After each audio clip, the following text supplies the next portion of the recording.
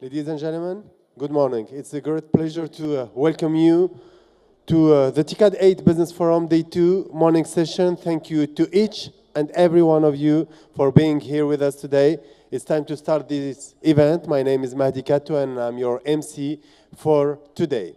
We shall start today's morning session. To kick things off, I'm delighted to introduce Mr. Kazuo Nakajo, Executive Vice President of Japan External Trade Organization, for some opening remarks. Mr. Nakajo, welcome. TICAD ビジネスフォーラム、これで2日目を迎えました。本日も朝早くからご参加いただきありがとうございます。Thank you very much for participating first thing in the morning. I am Nakajo from JETRO. Although this TICAD8 is being held at a time when the world is still suffering from the COVID pandemic, about 300 people from Japan and Africa, as well as those from the public and private sectors, were able to come together to participate. First and foremost, I would like to thank our host, the Tunisian government, and all concerned at the many related organizations for their outstanding cooperation in organizing this two-day forum. I would also like to thank all the participants who traveled far and wide from their respective countries to take part in this forum. I thank you very much. Yesterday, Prime Minister Fumio Kishida gave an opening address. We then received keynote speeches from President Kais Saied of Tunisia and President Macky Sall of Senegal, who is also the AU president.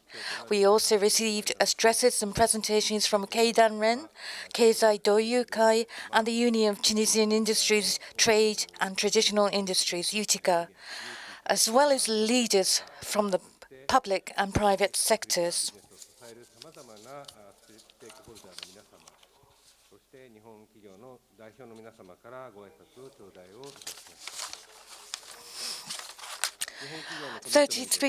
We had 92 MOUs, 925 new MOUs announced. 33 of those projects were unveiled during the ceremony, emphasizing the commitment of Japanese companies in the presence of Their Excellencies the Minister of Foreign Affairs Hayashi, President Said, President Sall, and the Vice Minister of Economy Nakatani. This occasion also reaffirmed that the huge enthusiasm for business between Japan and Africa, despite the pandemic, has not lost steam in any way, quite the opposite. As we hold more TICAD conferences, the business relationship between Japan and Africa has become broader and deeper, and this TICAD Business Forum is a rare opportunity where Japanese and African business leaders can come together, despite the limitations placed on the event due to the pandemic.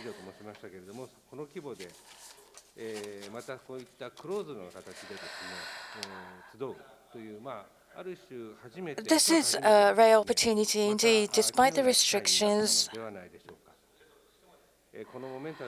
and the number of people attending. And to maintain this momentum, we at JETRO will continue to increase the volume and quantity of African businesses.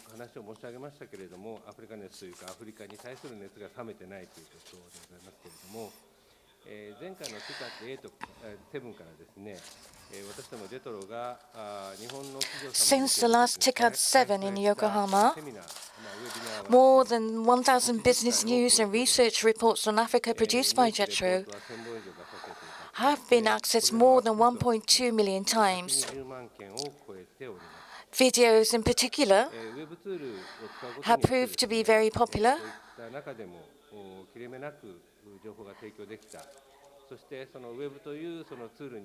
The physical distance between Japan and Africa has been shortened. And I think we have reached more than 10,000 people. Many Japanese companies and African companies have taken part or accessed all the information.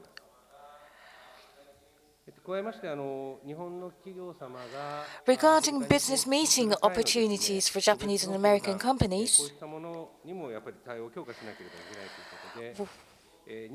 we have strengthened the response to individual consultation needs by setting up a JETRO Africa business desk serving 24 African countries and providing hands-on services such as matching African companies and market information in each country. To date, more than 100 Japanese companies have used this service.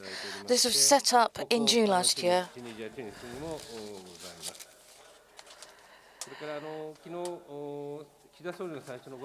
We heard from Prime Minister Kishida yesterday about startups, the green GX.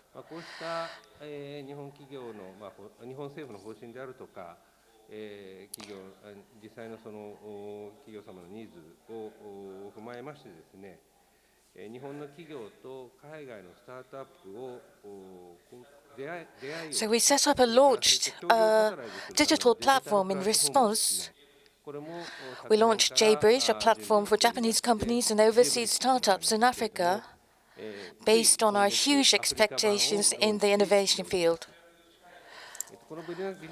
So far, about 800 companies have participated, looking for prospective partners in Africa.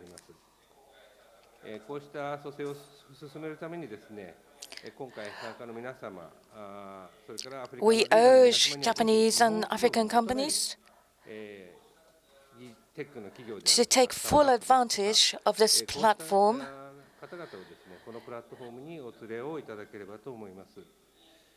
in order to further your interests and expand business between Japan and Africa. So we talked about the various innovation, green industrialization and diversification that we will be covering during the second day of the business forum. Business leaders from Japan and Africa will speak about their activities and possibilities for future cooperation.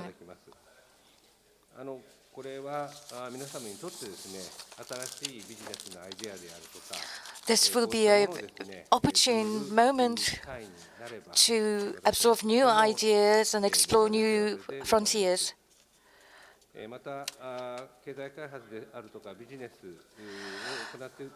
We also have two very important MOUs that we will be devoting sessions on during today's forum.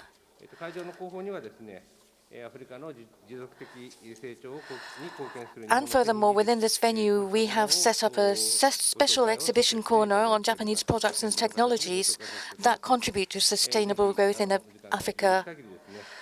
We have showcased our products and initiatives under 5 themes that we talked about. So do please stop by and pay a visit. We sincerely hope that today's business forum will be fruitful in all manners of ways for everyone gathered here today. Thank you for your kind attention. Thank you so much. Now we would like to start JICA and AFDB session, 5th phase of Enhanced Private Sector Assistance for Africa launching event with the signing ceremony of the MOU between IFDB and JICA. First, I would like to request 3 speakers, namely Mr. Masato Kanda, Vice President for International Affairs, Ministry of Finance, Japan, Dr. Akinumi Adesina, President of African Development Bank Group, and Dr. Akihiko Tanaka, President of Japan International Cooperation Agency, to come to front.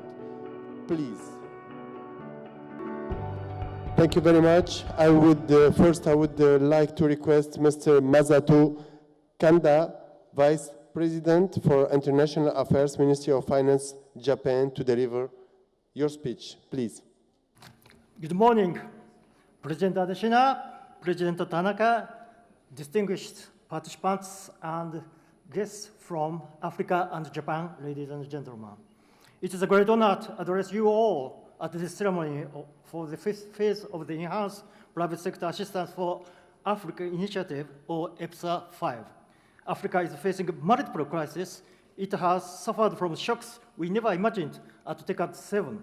The COVID-19 pandemic and Russia's aggression against Ukraine. Moreover, tackling climate change has become even more urgent. Advancing adaptation has become critical in Africa. Going forward, it is essential that Africa recovers from the pandemic.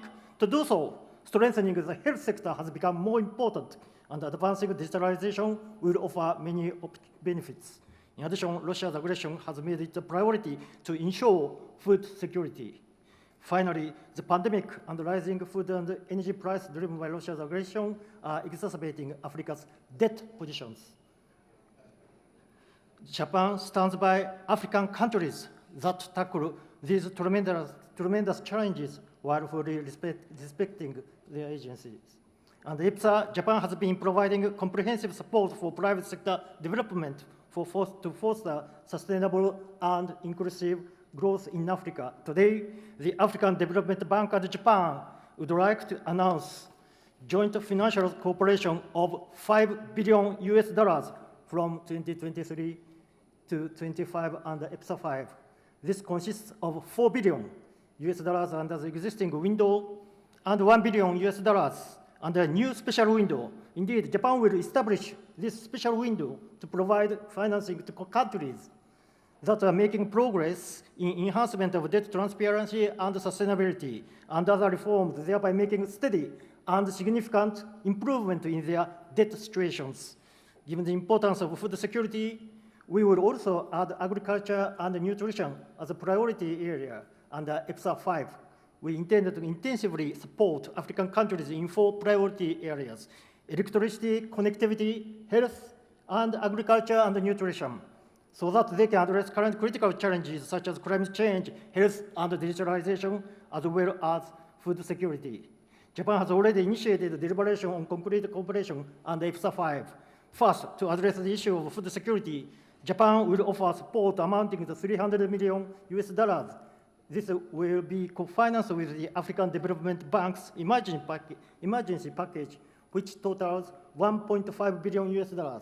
Second, Japan will disperse non-sovereign loans of $350 million to assist private sector-led growth. Let me conclude by expressing Japan's renewed strong determination to assist African countries in realizing their enormous potential. Thank you very much indeed. Thank you so much. And next, I would like to request Dr. Akonumi Adesina, President of African Development Bank, to deliver your speech. Mr. Nakojo, Executive Vice President of JETRO, and thank you for organizing this event this morning. Mr. Masato Kanda, the Vice Minister of International Finance of Japan. Mr. Akihiko Tanaka, President of JICA, the Japan International Cooperation Agency. Distinguished ladies and gentlemen, welcome to this special event by the African Development Bank and the Japan International Cooperation Agency, JICA. At the opening session of TICAD8 yesterday, Prime Minister Fumio Kishida made major announcements which galvanized Africa.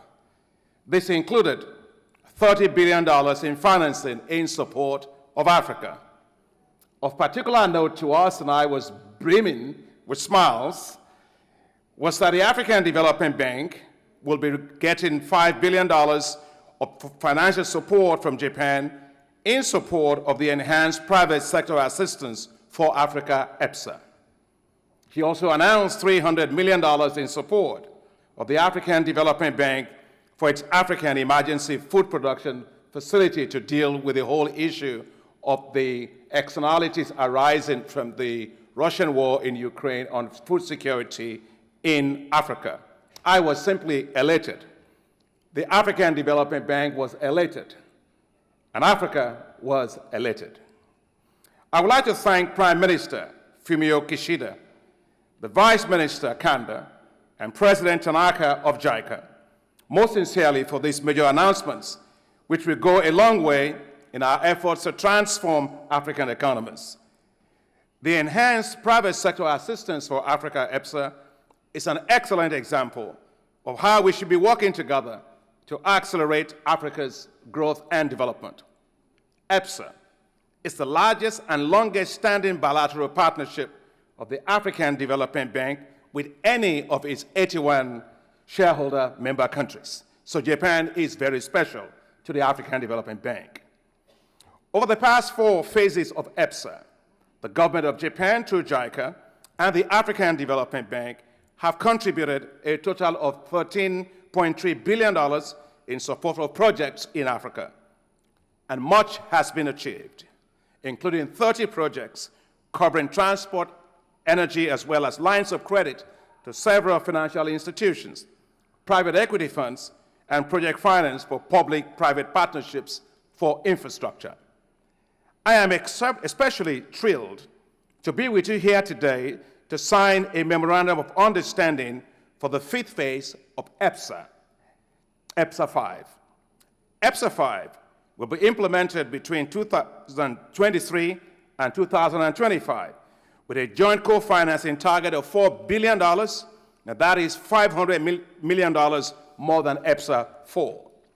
I would especially like to thank the government of Japan, as just announced by the Vice Minister, for Prime Minister Kishida's announcement of an additional $1 billion from Japan that will be used to support debt management and debt sustainability in Africa.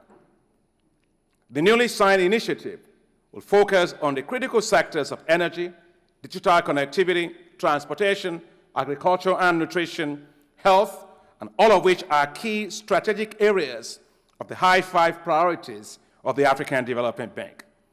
Now, ladies and gentlemen, since EPSA 5 is, I like 5 things, so since EPSA 5 is $5 billion, it deserves a high 5. So just do that for us, and that would be great.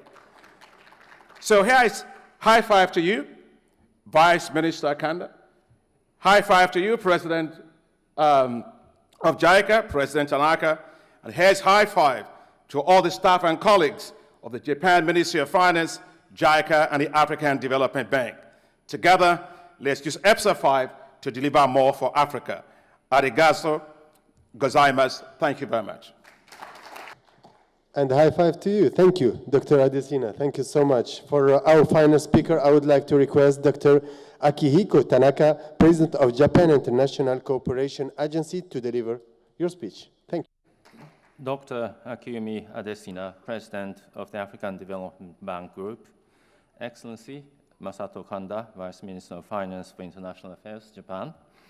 Distinguished panelists and guests, ladies and gentlemen, it is a great pleasure for me to participate in this launch event and signing ceremony. As Mr. Kanda mentioned, today, Africa, along with other regions of the world, is confronting multiple compound crises, including climate change, the COVID-19 pandemic, the war in Ukraine, and issues of debt sustainability. Enhancing resilience and promoting human security are critical components of the continent's efforts to build back better. JICA wants to play a constructive role in supporting those efforts by individually and collectively with others. This, of course, includes the African Development Bank, with which we have a strong and long-standing partnership. In the midst of the COVID-19 pandemic, we worked together to respond to crisis-induced financial needs of African countries. Now, we co-finance the African Emergency Food Production Facility to strengthen food security on the continent. In JICA, we believe that a vibrant private sector is fundamental to creating the jobs and economic opportunities that underpin progress and prosperity. And therefore, since 2005, EPSA, or Enhanced Private Sector Assistance for Africa, has been an essential element of our collaboration with the AFDB to tackle Africa's social and economic challenges. To date, JICA and the AFDB have worked together to enhance private sector development in areas such as transportation, energy, and health in the amount of $7.3 billion.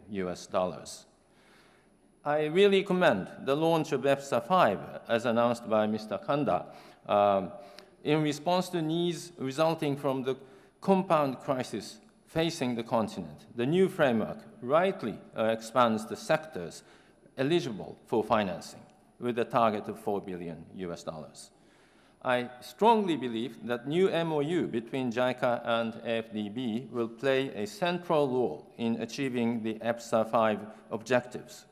JICA would like to strengthen the effect of EPSA 5 by extending grant aid and technical cooperation when appropriate. As announced by Mr. Kanda, the government of Japan, JICA will support AFDB's non-sovereign operations by providing NSL 8, the 8th non-sovereign loan to AFDB. This will help close financial gaps faced by the private sector in African countries. In today's world of crisis, I would like to emphasize the importance of solidarity between Africa and the international community. EPSA 5 provides a framework to demonstrate such solidarity in the post-pandemic era. For our part, we at JICA are committed to work with EPSA and African countries toward a resilient, inclusive, and prosperous continent. Thank you very much. Thank you. Thank you. And now we would like to move to the signing of MOU. Dr. Adesina and Dr. Tanaka, please make your signature on the MOU in front of you. You will have 2 documents to be signed. So please exchange the MOU after you sign on 1 document. The MOU is now successfully signed, so we can move to the photo session. Dr. Adesina, Dr. Tanaka, please take 1 MOU with you, and please shake hands. I would to ask Mr. Kanda to stand between Dr. Adesina and Dr. Tanaka.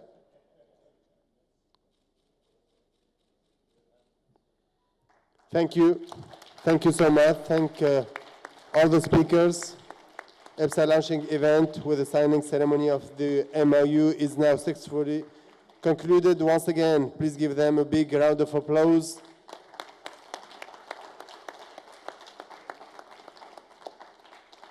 Gentlemen, thank you, and please get back to your original seats. We can move on to thematic session 1.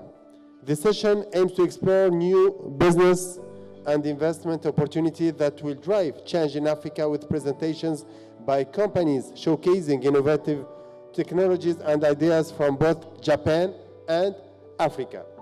For our first speaker, I'm delighted to introduce Mr. Susumu Tsubaki, Seiyu, representative partner of AAIC Holdings. Mr. Tsubaki, welcome. Hello. Oh, great. So everybody, ladies and gentlemen, thank you very much for taking time and joining this session. So today I'd like to talk about transform Africa through innovations. Actually, a little bit introduce our companies. Our company's name is Asia Africa Investment Consulting. We have 4 offices in Asia and 4 offices in Africa. I started this business 15 years ago.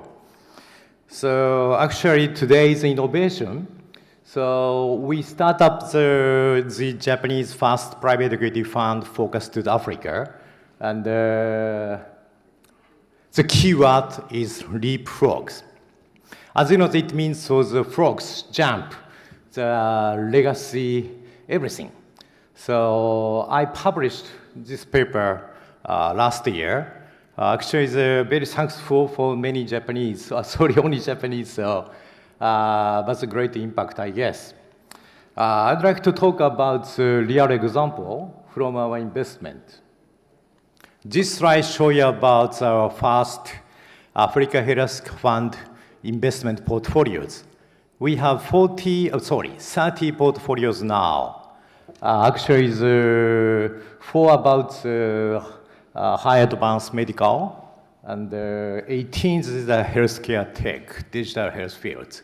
Service 7, and the other is 2. Next slide show you about the geographical expansions. So half is east side, the 30% west, and the 20% north and south. And show you about our exact investment portfolios. First one is Chezron. It's from the Egypt companies, telediagnosis. It's quite huge growth, about annually about 4.4. Second example is Maidawa, it's Kenya. It's e-commerce for drug. Third one is Chipacas. It's a wired to global peer-to-peer money transfer platform. And last one is a healthcare insurance platform in Nigeria. The name is Reliance HMO. Everything is very good high growth. First two example is 80% smartphone, 20% PC. Last two ones is all smartphone basis. So as you know, the diagnosis and the buy a drug and the send money, the have a medical insurance, all through by this smartphone. So it's a quite rapid growth by the ITC basis. So I said this is leapfrog to jump up all legacy system. Actually, it is difficult for Japan to do like that because of so many legacies and so many regulations. But Africa can do that, so I'm so surprising about this growth. So I said about this leapfrog innovation. That's the key ones. Everybody has already a smartphone or a mobile phone basis. That's a great innovation drivers. Next example is another example. Actually, I have a farm in Rwanda, 203-hectare macadamia nuts farm by 2013. As you know, the macadamia is taken 8 years to grow and cultivate, so it's taken a long time. But currently, we are enjoying about cultivating. So it's quite a good crops, not only for make money, but also it's absorb carbon oxide a lot. So I'm now trying to set up the next farm in Tanzania, about 2,000 hectares. It's quite a huge, so not only for our farm, but also I would like to establish about smart village, such as providing for the electricity, clean waters, Wi-Fi, and education, healthcare, total. Because there's still many farmers are there, actually 7,000 farmers nearby. So we're providing about that. So as you know, recently there are a lot of smart city projects are there, but we are trying to do the smart village itself. So we set up the solar power generators and provided for the clean waters, Wi-Fi's, educations, all. So this is a concept of smart village, not only for provide opportunity, sustainable cash income growth by these crops and opportunities, but also provided to infrastructure such as electricity, clean waters, Wi-Fi, education, healthcare also. So now we are just started about very close about Ngorongoro National Park, actually less than 2,000 hectares. And the third farm near the Zanzibar, it's more the green power and green hydrogen also. So I'd like to establish this smart village project, like it's leapfrog basis. This is quite a beautiful area near the Arusha, and there's a good the schools also.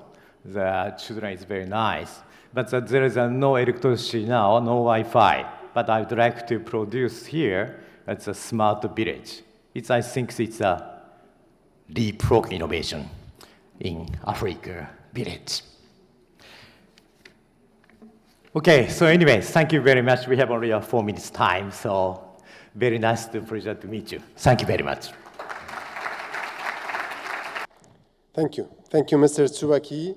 And now, please welcome, as it should, Mr. Satoshi Yamawaki, CEO of Castalia Company Limited. Hi, good morning. I am Satoshi Yamawaki from Castalia, based on Tokyo, Japan.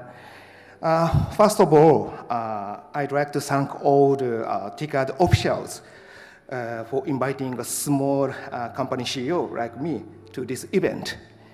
And on my private side, I am a music lover.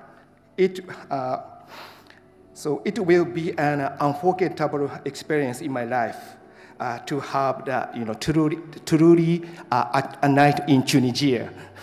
So, okay, this photo shows the coding boot camp in Nairobi, Kenya.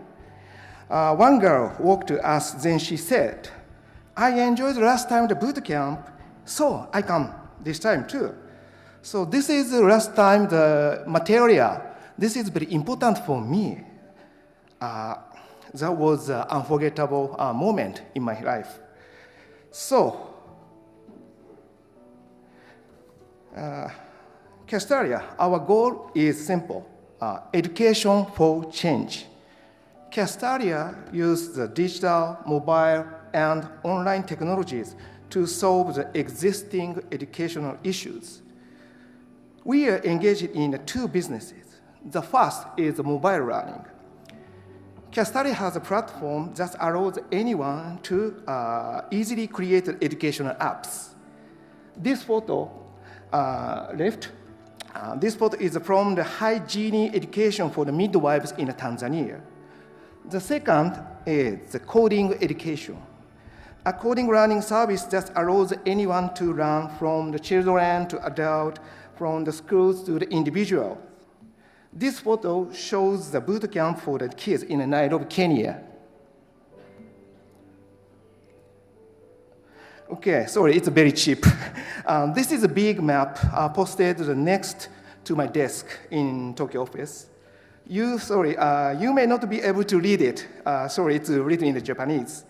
But as you can see, we are already doing the project in many countries of Africa and the Middle East.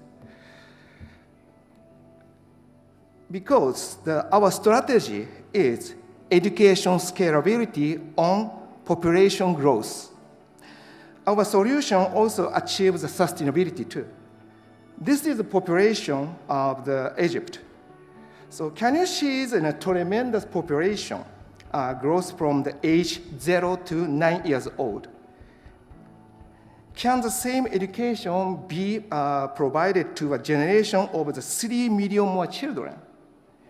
We commit to solving the Egypt educational challenges through the digital education.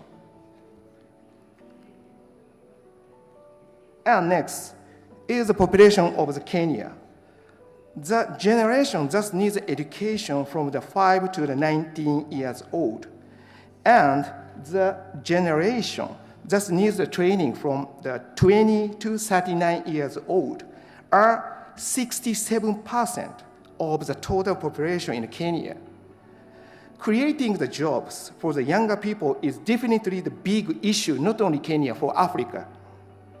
We will implement the coding education and training in Kenya.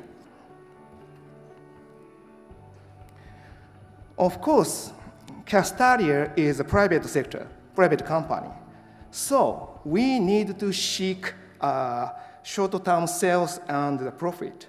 But not only that, we like to contribute to the peace and development in Africa over a longer time horizon. Thank you. Thank you. Thank you so much. For our next speaker today, I'm delighted to welcome Mr. Steven Kiptines, Chief Corporate Affairs Officer at Safaricom. Mr. Kiptines, thank you for being with us today. Good morning, ladies and gentlemen, and all the distinguished guests here. It's a pleasure for me to represent Safaricom here at TICAD8 with all the great learnings. I'm not as organized as the previous 2 speakers. I don't have a PowerPoint slide, so you just have to listen to my voice today. Safaricom is a technology and telco company in Kenya. And one of the things that makes this theme of innovation and transformation very special for Safaricom is because it goes to the very heart of the DNA of what we do at Safaricom. One of the key things that you might already know is a recent GSMA report did find that between now and 2025, there will be a doubling of 4G adoption, and that doubling is only 28% compared to a global average of 57%, which speaks to an extreme potential in Africa and why the continent remains very crucial in terms of innovation. By 2025, we're going to have 5G accounting for only 3% of total mobile connections in the continent, again showing the kind of potential that exists on the continent.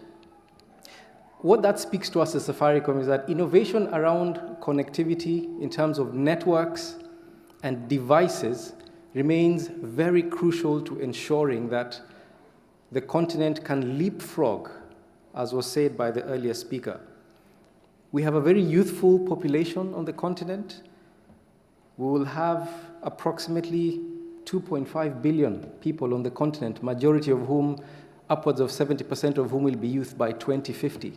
So a very vibrant and growing population. So if you look at Africa today in terms of technology, there's a growing number of hubs that have been set up both by local continent companies, but also by multinational companies in terms of technology, just showing the importance, therefore, that the continent is attracting, or that the preeminence of the continent in terms of technological growth. So for us as Safaricom, we have one of the products that we have been very successful at is our mobile financial services product known as M-Pesa, which I'm sure most of you have heard of, which is effectively the largest fintech product platform in Africa, 15 years old as of this March. We serve over 51 million customers in 7 countries. We're therefore moving as Safaricom towards not less of a telecom company and more of a technology company. And so innovation is embedded in our DNA, in addition to what we call the spirit of Safaricom, which is customer obsession, collaboration, but the most important being purpose, to transform lives.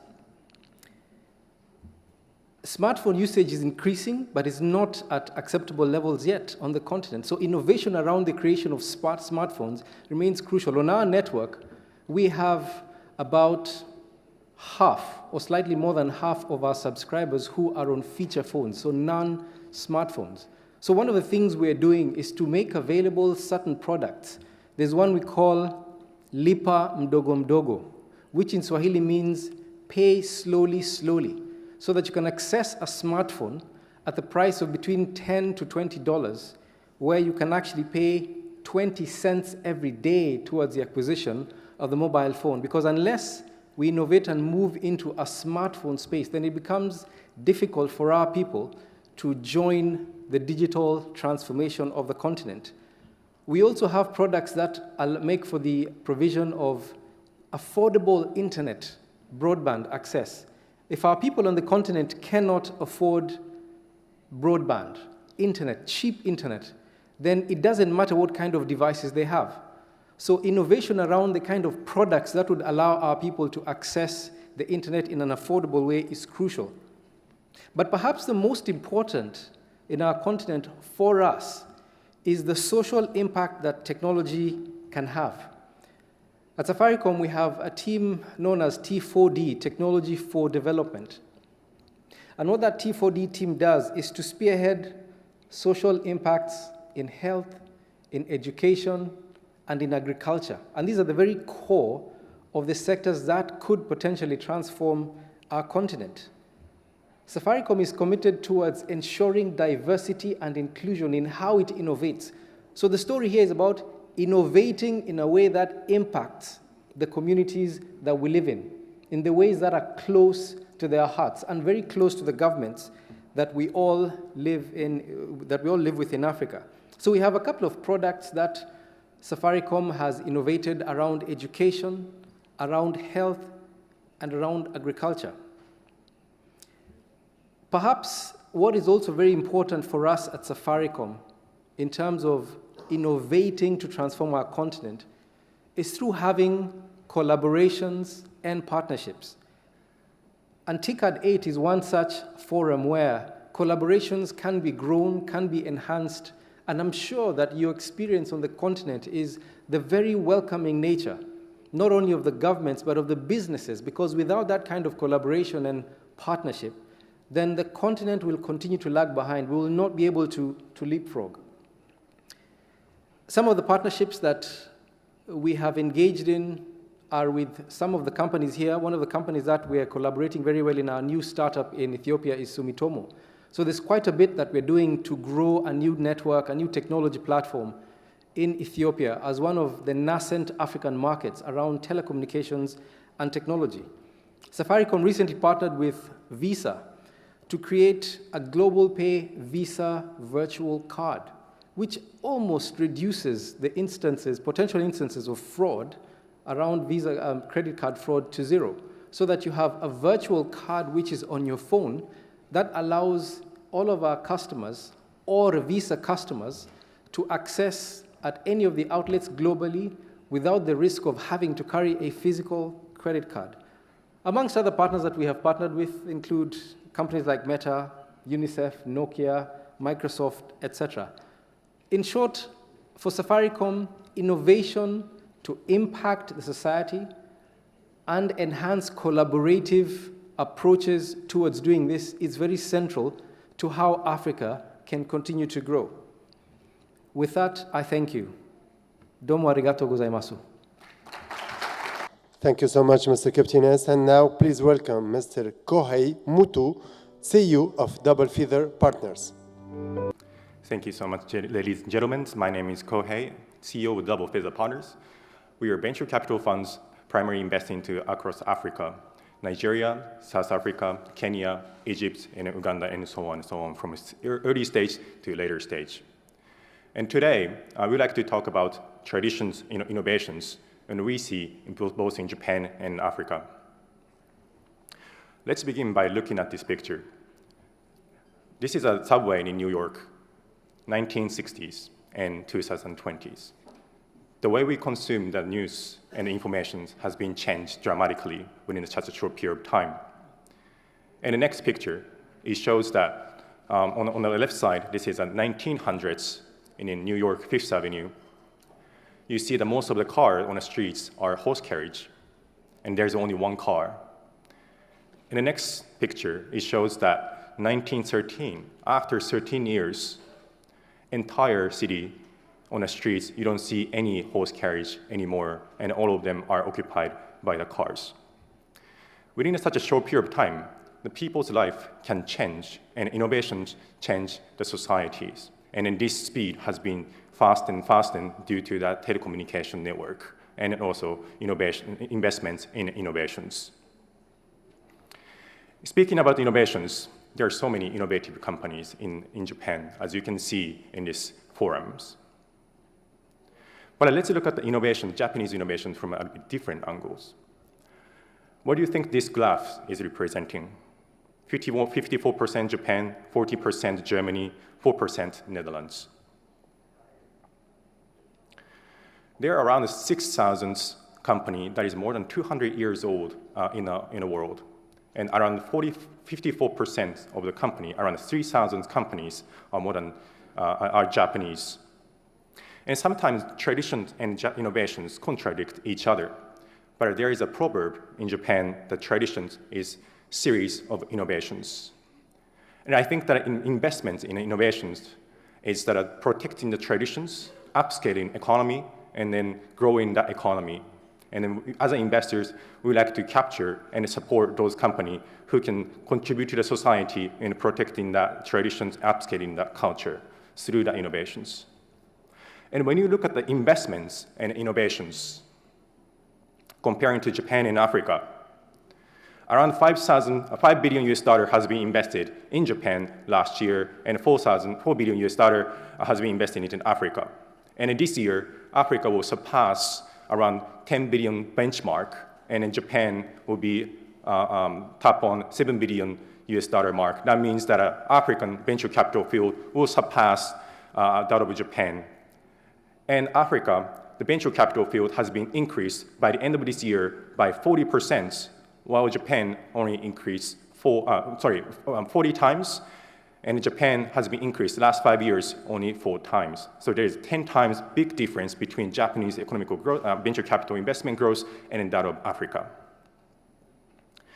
And the Japanese company has been facing a tremendous net cash in the world. That is tremendous. And this is a great opportunity for all the African companies and innovative companies to collaborate with the Japanese company in order to capture very innovative investment activities and then also capabilities. In the world, when you look at where the money coming from to Africa, around 40% coming from Silicon Valley or US, and around 20% coming from Europe, 20% coming from African funds. And only there are 10% coming from Asia, around 2% coming from Japan. There is a significant gap, I think, that we can fulfill in this innovative field in Africa. In order to capture these type of the innovations and funding gap, as Double Feather Partners, we have been investing across the continent, and we are launching a new funds, 50 million US dollar African Innovation Funds, in order to invest into those 6 sectors, which comprise of around 80 to 85% of the macro economy of Africa. And we invest into the companies that can execute globally and which can solve the significant fundamental social issues across the continents. Today, I would like to urge all the corporates and also government entity and DFI to invest into innovations, not only for economical growth, not only between Japan and Africa, but also to protect traditions and upscale economy of these beautiful countries and nations. Thank you so much.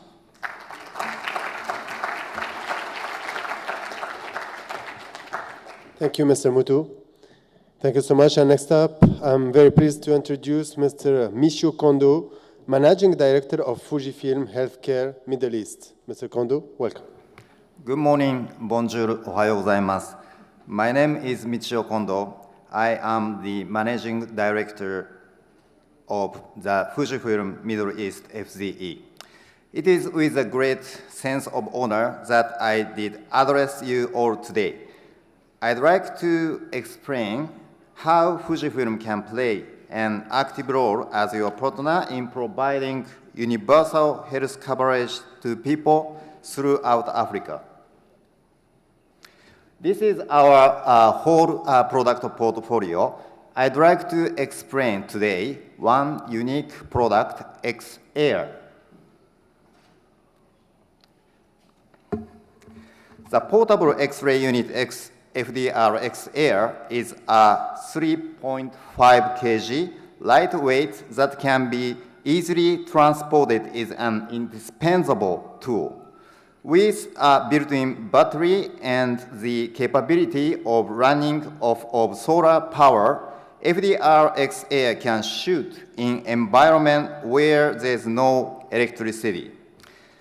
With FDR X-Air and AI technology, it is possible to visually detect abnormalities in the chest, including tuberculosis. Of course, it can also detect abnormalities such as the abdomen and bones. I'm happy to report that FDR X-Air is officially catalogued by UN organizations as a valid radiography device for use in TB screening.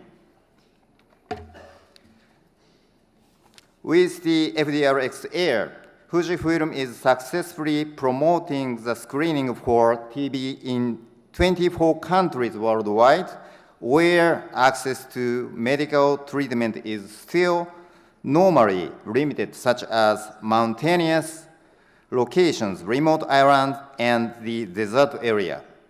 In this way, Fujifilm remains committed to supporting the fight to eradicate TB across Africa and around the world.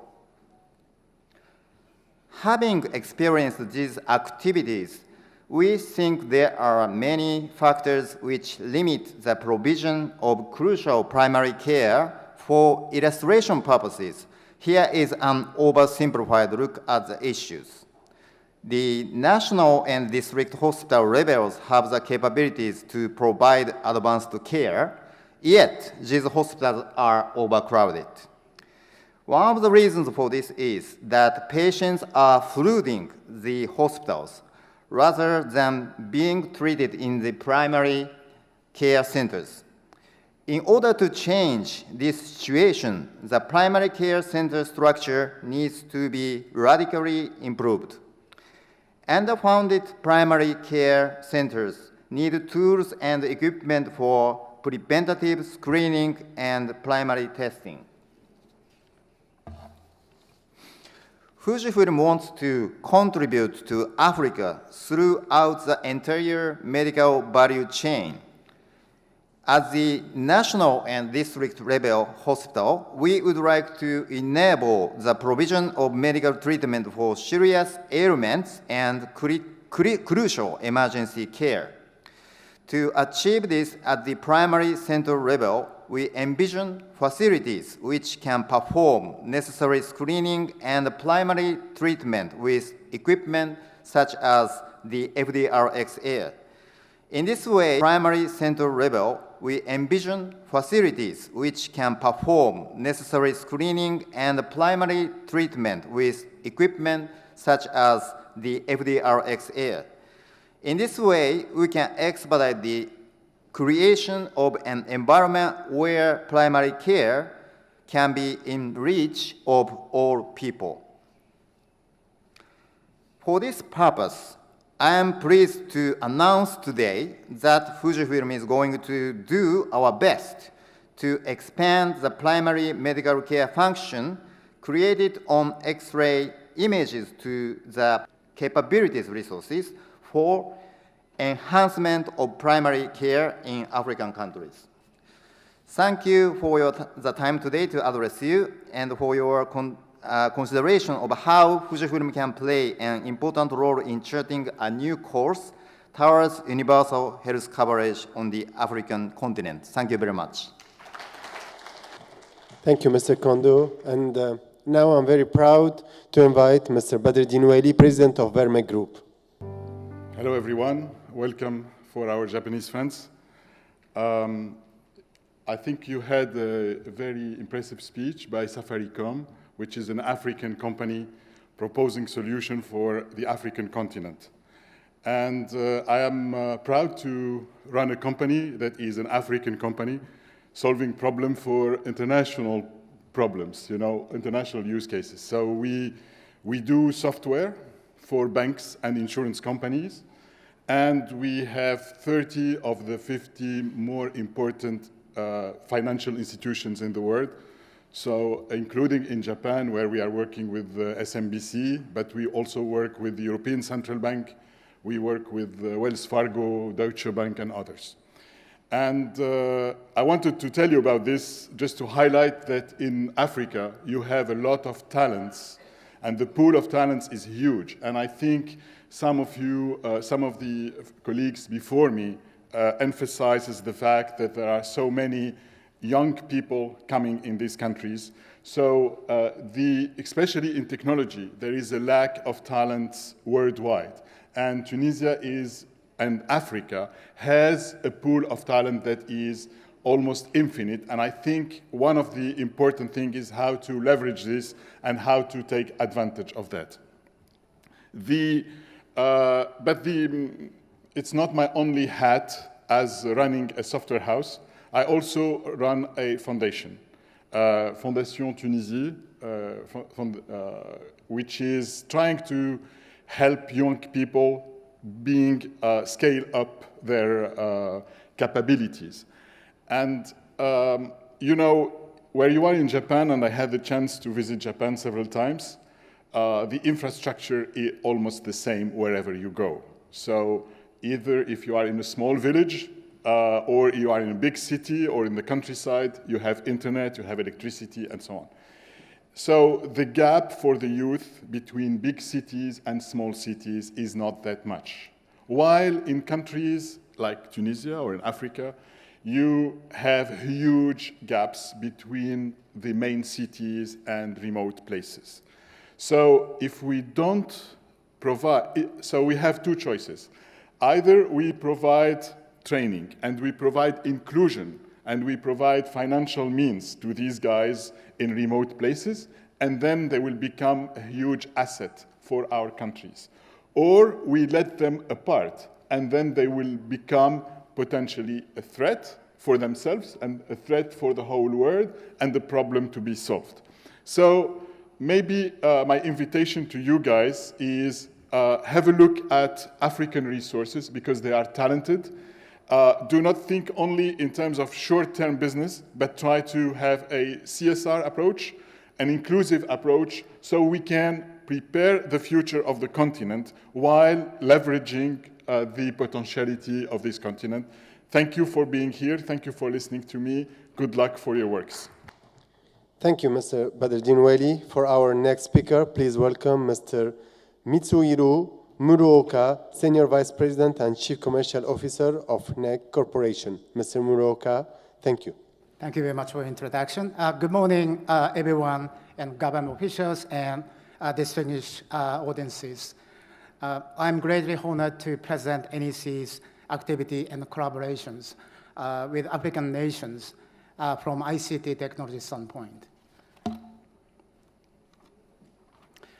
NEC as a global ICT company has been providing solutions and also services for more than 120 years. Not like Muto-san presented, not past 200 years, but we are running 123 years in multiple sectors from the sectors from like deep sea by our submarine cable networks and also up to space by satellite.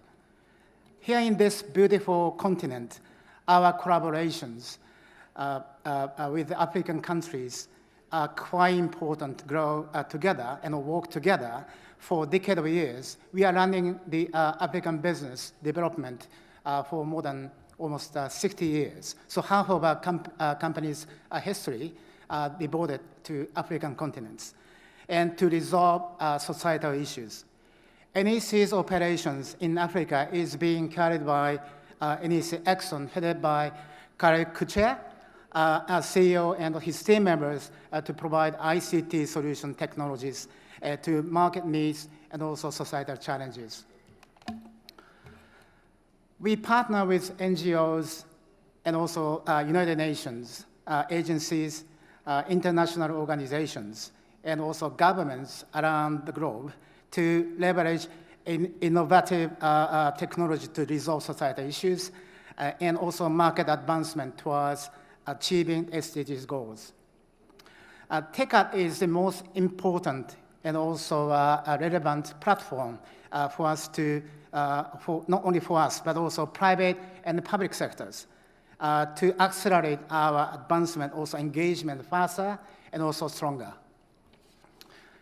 So looking into NEC's commitment to those markets, we set up our 5 themes back in 2014.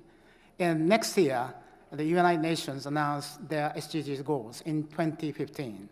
So those both themes and also directions are quite similar, and also almost the same context or similar contents as well.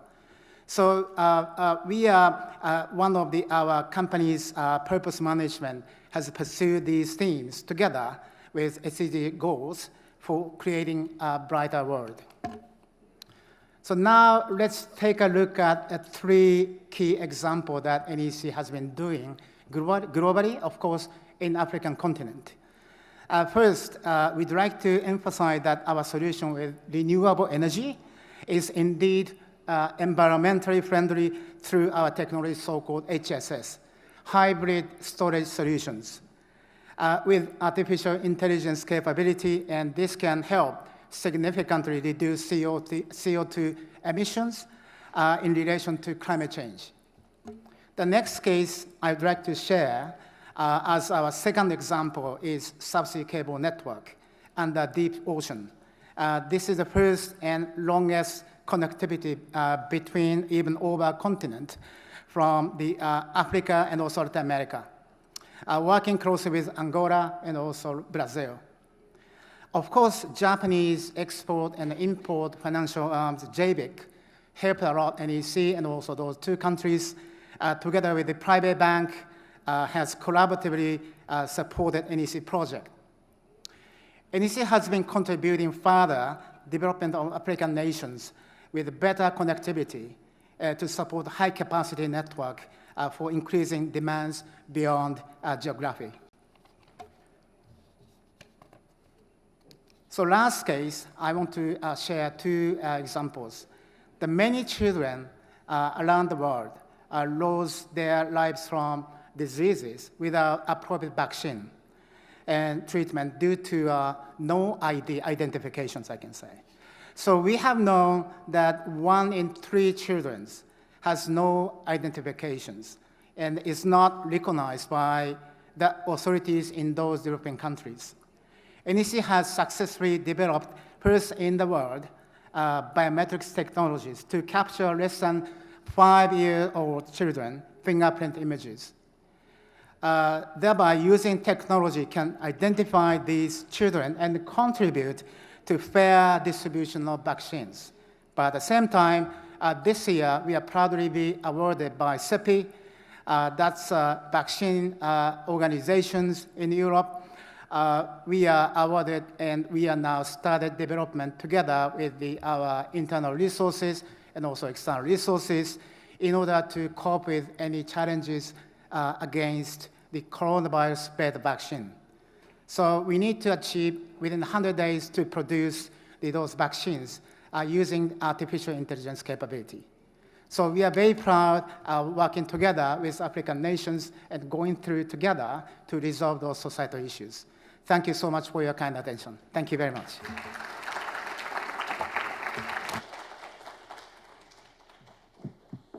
Thank you, Mr. Muroka. And now I'm delighted to welcome Mr. Kentaro Sakakibara, CEO of Samurai Incubate. Welcome. Round of applause, please, for Mr. Sakakibara. Yes, good morning, everyone. My name is Sakakibara from Samurai Incubate. I have 3 topics today. Well, first of all, our member, my pride, who are supporting Africa, and the second, Africa's wonderful startups, and the third point is Japanese companies who are supporting Samurai Incubate. This company, we are operating in 37 companies in 8 African companies. We are a venture capital investment company. First of all, my introduction. In 2009, immediately after the financial crisis in 2008, I built this company. It was immediately after the financial crisis, so there was no environment in Japan to support the startups. So I started to prepare the environment to support Japanese startups, and I'm doing this for 15 years, and I wanted to create same thing in Africa to support startups. So 15 years spent, we had a total of 9 funds. Over 230 companies in the world are our targets to invest. 37 in Africa and 40 in Israel, and there are many companies in Japan which we support. As I said earlier, basically from the start level, in other words, from the phase of seed, we start investment. First of all, introduction of our African team. Basically, it's a women's team. First of all, Yoneyama first worked for Development Bank of Japan, and then she spent 3 years in JICA in Morocco, and now joined Samurai. She is fluent in French, Japanese, and English. She's a wonderful talent. And then Takeda, she worked in Pakistan and Bangladesh, and now she's in charge of West Africa, East Africa, and other regions are her territory. So I am blessed with talented women. First of all, the third point is our investment thesis. Just like others, I have certain focuses for or support, and one of them is agriculture, medical, and logistics. They have a great potential. So, as for the countries, Egypt, Nigeria, Kenya, and South Africa, and also Tunisia has a big potential to grow in future. So we would like to start supporting startups in Tunisia and other countries. As a seed finance, from $100,000 to $70 million. That's the scope of seed investment. 700,000, from 100,000 to 700 US dollars. That's the scope of seed investment. Now, I would like to introduce portfolio companies. There are 37 companies in Africa we invest. Of course, I would like to introduce all of them, but I need to pick up certain companies. And if you're interested in getting our support, please let me know. First of all, this is a company in Ghana, in Africa. The last agricultural land is said to be left to be found in Ghana. 70% of potential land exists in Ghana. So this is to support farmers in Ghana. This is growing, and I cannot, of course, disclose the sales, but it's over 100 million. Next, bamboo. This is a company in Nigeria. This is the African version of Robinhood. Robinhood is listed in America, and it's over 4 billion. And we expect this will go over the African Robinhood. Easily you can invest using a smartphone. It is and we work together with Y Coordinate. This is an example of Egypt. It has a very similar structure to Japan. It is comparable to the state of Japan 10 years ago, and a company called Food Lab. Under the COVID, the delivery of food services has been growing. So this is a style of cloud kitchen for people who want to start restaurants. The kitchen is very expensive, so we have this idea to have a shared kitchen, and this is also growing in the Japanese market.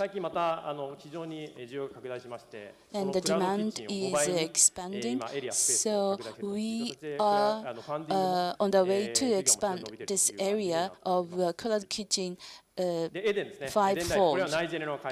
Eden Life, this is a Nigerian company. Nigeria has even today have a very poor transportation infrastructure, meaning they suffer from a traffic congestion, and they need to reduce the time which is required for transport. So this is a housekeeping service. In Japan, there is a Tamagoya, very popular service. So this is the similar type of service. Just like Egypt Cloud Kitchen, we are expanding the area for office spaces of Eden Life so that they can deliver lots of food to many people. This is a company from Kenya, Sako. This is the credit union.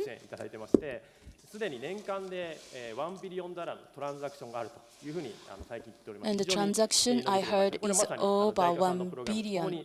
Together with JICA's program, Sako is growing. Another example, One Port. This is from Toyota Tsusho and SBI. Together with those companies, we invest. This is a service for the forwarders. It started in Nigeria, and now they are operating in Ghana and Kenya. They are building new bases there. And we have many other startups we are supporting. So please let me know if you are interested in getting our support and if we want to work together with us. And the reason why I'm standing is that I got lots of help from Japanese friends. For example, from Toyota Tsusho, Maida Construction, and also Daikin. Those three companies are our investors. And also, those ones are about my ages, and they are successful entrepreneurs. 38 those people are investing. And also 28 Japanese companies, big ones, are investing too. So 38 Japanese angel investors and 28 Japanese companies are there to support us. So I would like to really leverage this knowledge owned by 38 Japanese entrepreneurs. And Daikin is the same. We have lots of knowledge and know-how, and I want to transfer this chunk of knowledge to Africa. Through investment, I want to, as a samurai mission, create lots of industries to support Africa. Thank you very much for this time and opportunity. Thank you very much. Thank you so much, Mr. Sakakibara. And next up, I would like to introduce Mr. Shibuzawa Ken. Go ahead. CEO of Shibuzawa and Company and Corporation. Okay, thank you, distinguished ladies and gentlemen. Good morning, and I would also like to thank the conveners, JETRO, for giving me the opportunity to share my thoughts regarding Africa transformation through innovation. Let me share some images of Japanese innovation. This was about 150 years ago when Japan was still an emerging country. This is an innovation. It's called a bank. This is the Daiichi National Bank, first bank in Japan. It's part of Mizo Bank right now. Here's another innovation. This is the first large-scale paper company. We needed paper back then because it was sort of our internet. We needed to communicate, and we needed to print our money. Here's another innovation. This is a textile company. Textile industry was a big earners of foreign currency for Japan back in those days. It's Toyobo currently. Of course, if you're shipping your things very, very far away, it needs to be insured, right? This is the first insurance company in Japan, Tokyo Fire and Marine. And these are all public companies, and so you need to be traded. So this is the Tokyo Stock Exchange. And individual companies, they're doing their work, but you needed a voice as a collective, so the Japan Chamber of Commerce was established. So this was the innovation on the business side. But it wasn't just the business side. There's innovation, for instance, in girls and women education, also care for the underprivileged, the elderly, little children without families. So there's lots of social innovation back about 150 years ago. So 150 years ago, this was Japan prior to modernization, and it transformed through innovation. So who's this guy? Well, it's this person. We share the same name because he's my great-great-grandfather. He's known as the father of Japanese capitalism. And in 2024, most people from Japan know that he'll be on the $10,000 bill, the new bill. So did the Japanese government choose my great-great-grandfather because he made lots of money? Probably not. He had a vision. He had a vision for Japan, innovation. And his philosophy was this Longo and Soroban, which makes absolutely no sense for you people in Africa. But Longo is the analects of Confucius. So it represents morality, ethics. What is Soroban? Well, it's the abacus, so it's the original handheld calculator. So basically, my great-great-grandfather's vision was to integrate morality with business. So he's credited for starting about 500 companies in Japan and about 600 social enterprises. And if you think about it, what's morality? It's very, very people-centric. And so the heart of innovation for my great-great-grandfather was actually empowering the people, empowering the private sector for a better world. So these days, you know, a lot of people have given up on democracy. A lot of people have given up on capitalism. But here was this person 150 years ago that used democracy, that used capitalism to make a better world, to make a better society for Japan.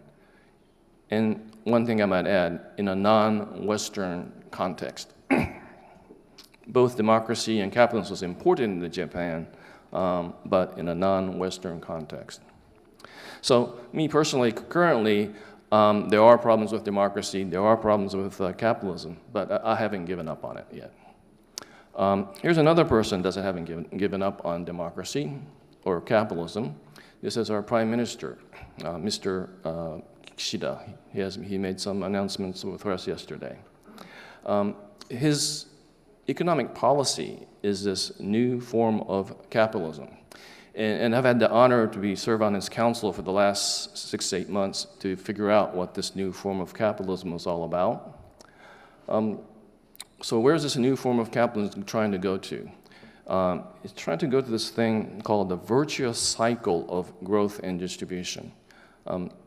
Many people say, you know, we can't figure out what's so new about this new form of capitalism. Is it a distribution policy? Is it a growth strategy? Well, it's not either or, but it's and. You need both. And that's how you make it virtuous. So in a sense, we talk about Longo or Soroban. It wasn't either or, but you needed both. Here, we need growth and distribution, both. So why do we need this new form of capitalism right now? Well, I think this is one topic that I think a lot of the media and press have become kind of sort of passed over, but I think it's a very important point. I believe the Prime Minister has implemented this policy of new form of capitalism because there were things being left behind, the externalities, the social issues, the environmental issues. So it's all about incorporating into capitalism externalities that were being left behind. So it's what it is, it's inclusive capitalism. Not so new, but I think it's very important for this new era that we're in. Personally, me, as a council member, I made a point that this virtual cycle, initially it was very, very domestic oriented because he was being a politician, he needed to be elected, that makes sense. But I made a point that it needed to be global. Distributing to Africa will lead to growth in Africa, some of the fruits that will be distributed back to Japan. By global, then it becomes truly virtuous. I think it was in June that the report on this new form of capitalism was put into place, and I believe it was the first time that a key word that appeared on a government document for overall economic policy. It's this concept of impact.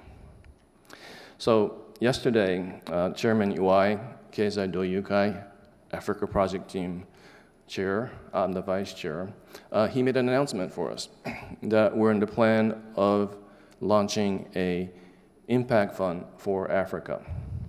So what is impact investing? Well, it's basically, one, we want to make it into a public-private partnership. That's a key point. And the driver for impact investing, the purpose of why impact investment is in place, is the intent to generate positive social and environmental impact, along with sound economic return. Kind of sounds like a little bit like Nongo and Soroban, right? It's not either or. You want impact and also economic return. We're looking for investing into startups in Africa, Japanese ventures that are investing into Africa, all with the intent to solve social issues, and also funds that already has experience in the impact space in Africa already. So Keizai Doyukai made an announcement in August, and this was also mentioned by Chairman Uai, to form a preparatory committee to launch a management company by the end of the year. And this is a collective effort. This was also mentioned by Chairman Uai. It's not just one company trying to do business or doing social, answering to social causes in Africa, but it's a collective initiative by members of Keizai Doyukai. And our hope is that in 2023, we'll start fundraising, start investment, and by 2024, that will be up to the final closing, 100 to 150 million. It's not a huge amount of money. It's a small pebble in the big ocean, but hopefully this will cause some very positive impact in terms of moving things forward.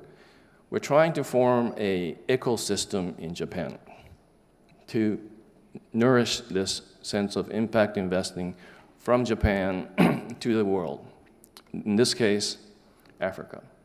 So again, this is the virtual cycle of growth and distribution globally that I think the Japanese government, Prime Minister Kishida, is trying to put into place. So in closing, this is a big challenge. You know, it's a first-time fund for us. But people in this room, we have gathered for our interest in to see Africa prosper. So we have an open invitation, an open challenge, actually, for Japanese corporations, participants. If you have interest in joining us in this collective effort, please come. We have an open invitation and a challenge for the public sector in Japan. Lots of different slots, a lot of different pockets, a lot of different wallets. Somebody needs to step up for us and come join us for this collective effort. We also have an open invitation. This is not just an only Japan kind of thing. We have open invitations to DFIs, global institutions that want to work with us. So we're all open to that. And why are we doing this? Well, I think in the end, whether you're born in Japan, born in Africa, you deserve to have a prosperous, healthy life with a smile, which I think in any language is a common language.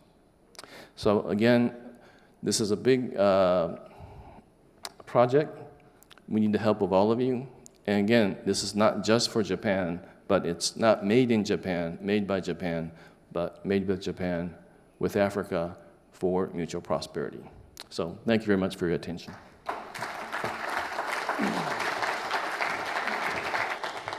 Thank you. Thank you, Mr. Sakakibara, CEO of Shibuzawa and company. Thank you again. And for our next speaker, it is my great pleasure to welcome Mr. Koichi Sato, CEO of Sucrocube Japan. Hello everyone. Bonjour, mesdames, messieurs. My name is Sato and I represent Secret Cube Japan. I come from Senegal.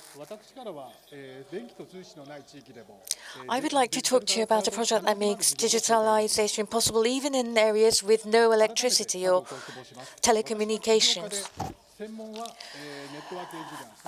I am an international entrepreneur and a network engineer by profession, and I am also a francophone. I started my business in France and Japan, expanded it to Senegal, and I'm currently the CEO of 3 companies.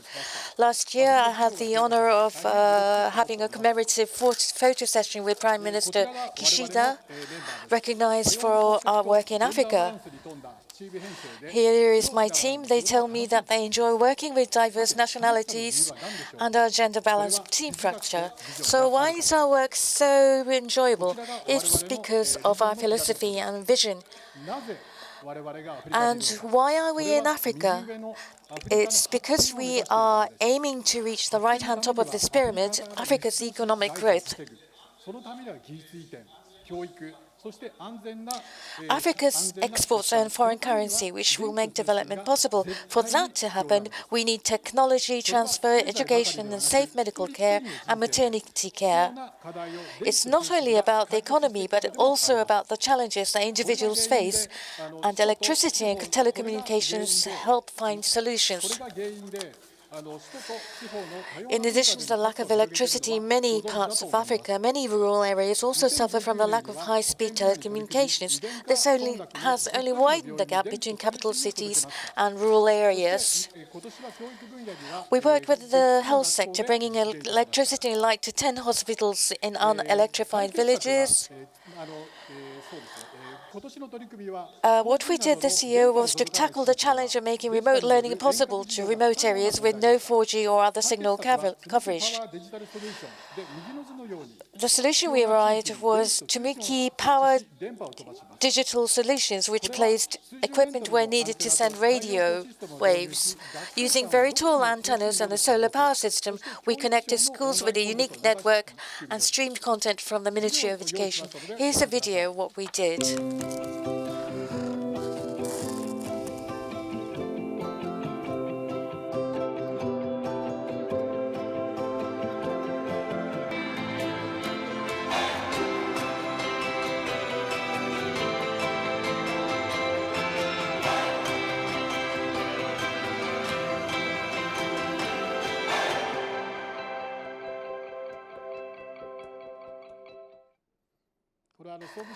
I worked with the Ministry of Internal Affairs and Communications on this video. So this was a public-private partnership in both Senegal and Japan. I would like to emphasize anew that it is not only national governments and ministries, but also the private sector who can take the initiative to nurture cooperation, relationships in Africa and Japan to make such collaboration a reality. Finally, let me tell you about our vision, which takes us all the way to 2028.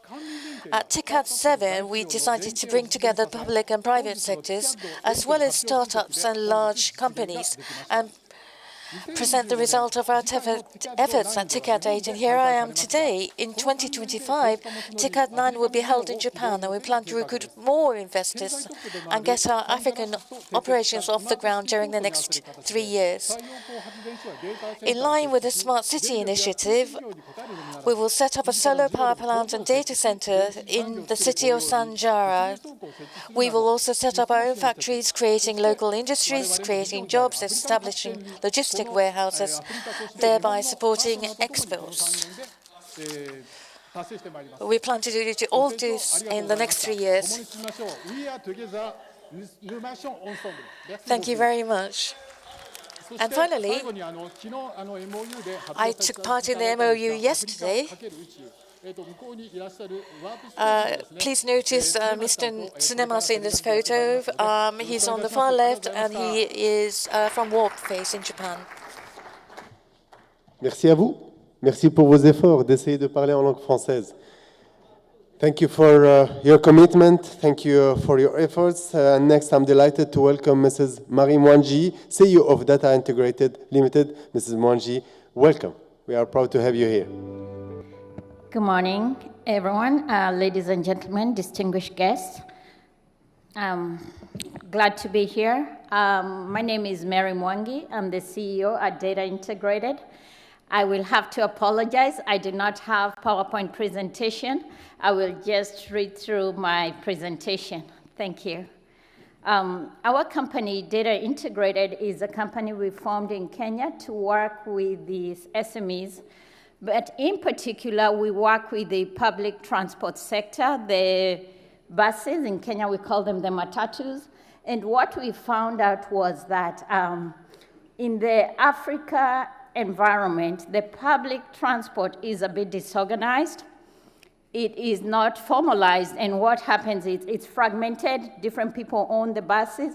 And so for the government and cities to bring it in a modern way, like we find in most cities, like subway systems, it's going to be a very big challenge.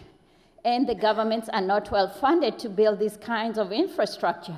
So what we are doing at Data Integrated is creating a digital, automated infrastructure that will help these companies leapfrog to create a digital, a virtual almost subway system that people and companies can run their public transport systems through it. Currently, we have about 40 to 60% of the African population using public transport. This is a big number of people.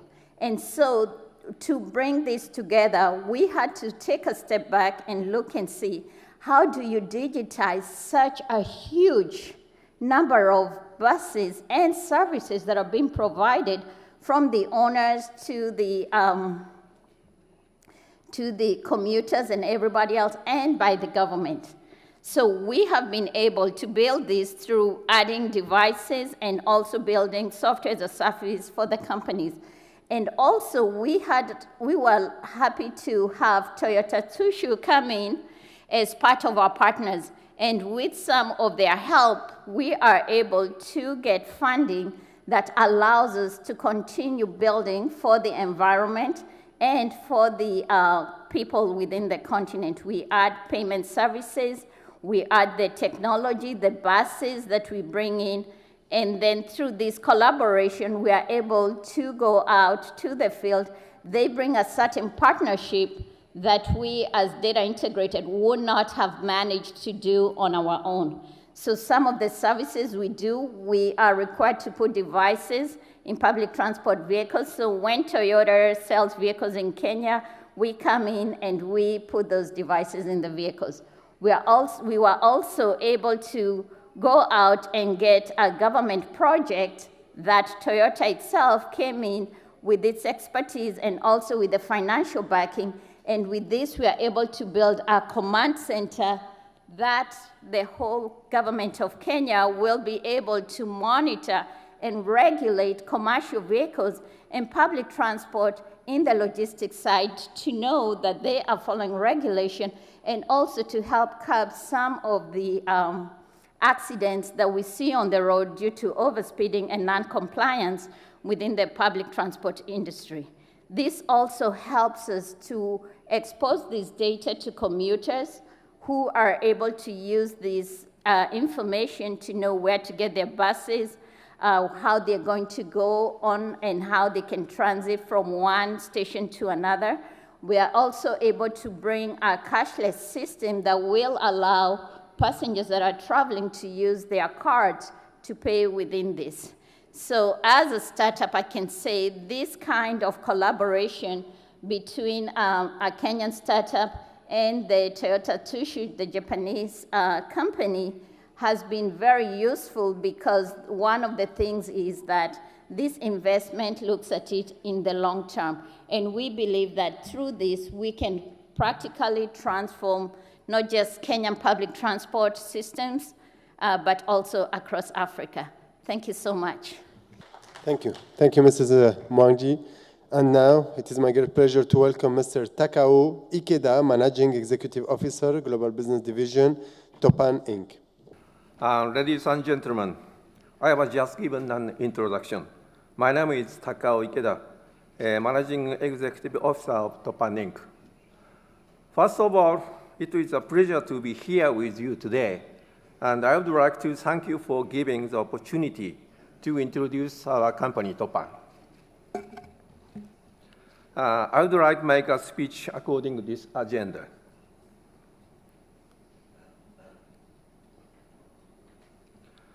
I will introduce Toppan.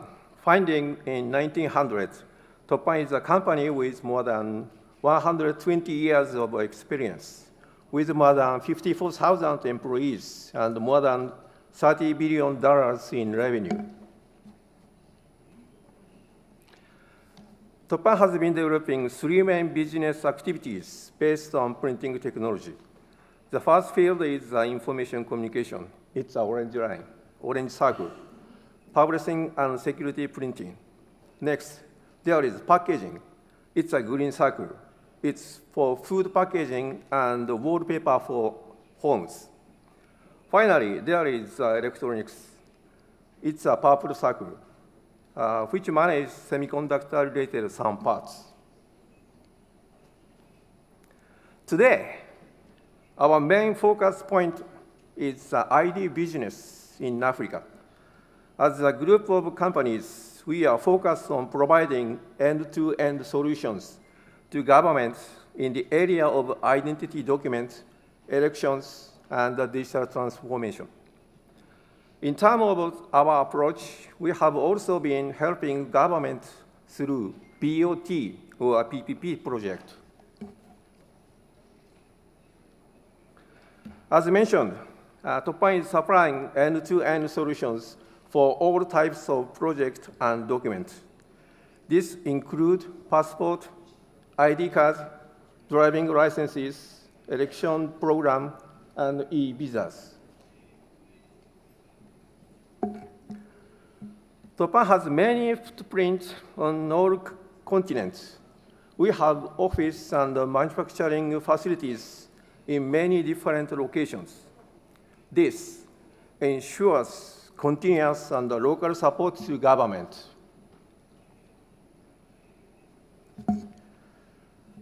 Toppan Group has been active in Africa for many years. Over the years, we have offered various and long-term projects throughout the continent.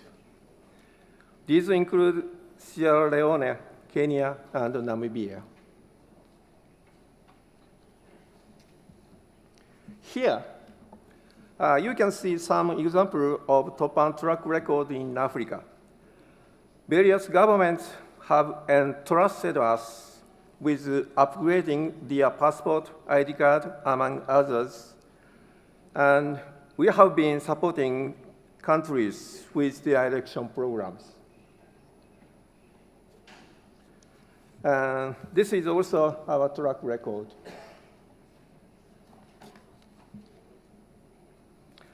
Finally, we hope that our technology can help promote the use of IDs in African countries.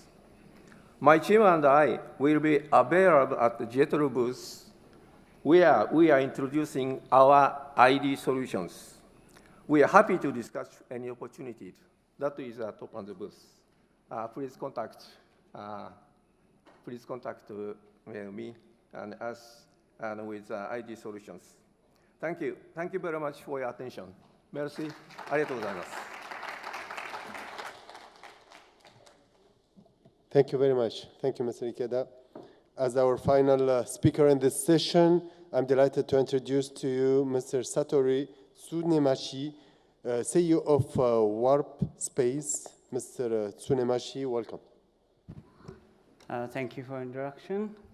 And Assalamu alaikum and bonjour, everyone, ladies and gentlemen. I'm Satoru Tsunemachi from Warp Space, a space tech startup with the over 6 years history. And everyone, maybe you were very patient audience, and I'm the last speaker. Your minds and heads and brains move around, including the agriculture, healthcare, the finance, and so on. And let me make your brains and hearts into the outer space. So actually, maybe our company is the only one, a space tech startup from Japan in this venue. And we are going to develop the world first infrastructure using the optical laser communication between, of course, the satellite and the ground. Our first laser communication satellite will be launched in the end of 2024 at the earliest. And why we are doing with the telecommunication infrastructure? Because the data flow from the space to the ground is now steeply going up, and the needs for that kind of data also they're going up speedily. And with EO data, Earth observation data, you can see currently the very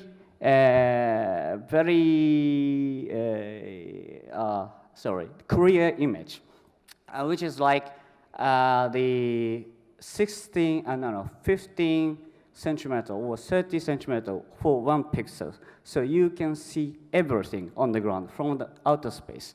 So with that kind of technologies and our comprehensive inter-satellite telecommunication system, you can get every images on the ground 20 hours and 7 days with the very accurate image. So we can contribute every industry on the ground using the imagery or data of geospatially image. For example, in farming, you can use that kind of accurate image to predict the amount of crops you can have in half year or 1 year later, or kind of something. You can see the ingredients of the ground, the soil, always using that kind of EO data. And the disasters, we can see with the EO data and even predict the scale of a disaster or damages on the societies or economies very fast, and use that data to the actions of recover that kind of societies. So we gonna launch a kind of relay satellite to the outer space to relay that kind of data from the satellite to the ground and also ground to the ground. So we like to have a position on the market as a communication service carrier, mainly provide a service to the satellite operators, and satellite operators can contribute to every sector industries in this continent or all over the world. And the result of the past previous TICAD8, we got 2 MOUs and 1 memorandums, and we have focused on whole 3 years from that conference, and we have some honor to be here to introduce our project in future in Africa. We will build a optical communication ground station somewhere in this continent, maybe 3 or 4, for connecting our satellite to the ground. This is core facility in this continent. Not only for using that kind of ground station for our satellite, but also our ground station can contribute to the local area in terms of local internet, not global internet, because we can relay the data from the ground directly through the satellite and another place of the world. So you can bypass the data transfer without any ground infrastructure in terms of telecommunication. That's a kind of big impact on this society and the continent. So you're gonna have a power in terms of telecommunication with using the relay satellite operated by, like us, the Japanese company. So this is very important moment for us to introduce that kind of vision. So I sit on that table. So if you are interested in our project, let me know and come to that table. Thank you. Shukran. ありがとうございました。Ladies and gentlemen, welcome back to the TICAD8 Business Forum Day 2 morning session. Now we shall start thematic session 2. This session will provide an opportunity to gain a perspective of the growing momentum for green business investment around the world through exploring specific areas of opportunity in the African market and considering how Japan and African companies can deepen their collaboration or their collaborative partnerships. To kick off this session, I'm delighted to introduce Mrs. Neila Nuira Gonji, Minister of Industry, Mines and Energy of Tunisia. Mrs. Gonji, please join us on stage, and thank you for being with us today. Good morning, everybody. But sorry, I will speak in French. So, c'est avec un grand plaisir. It is my pleasure and honor to be among you here today for the second day of TICAD8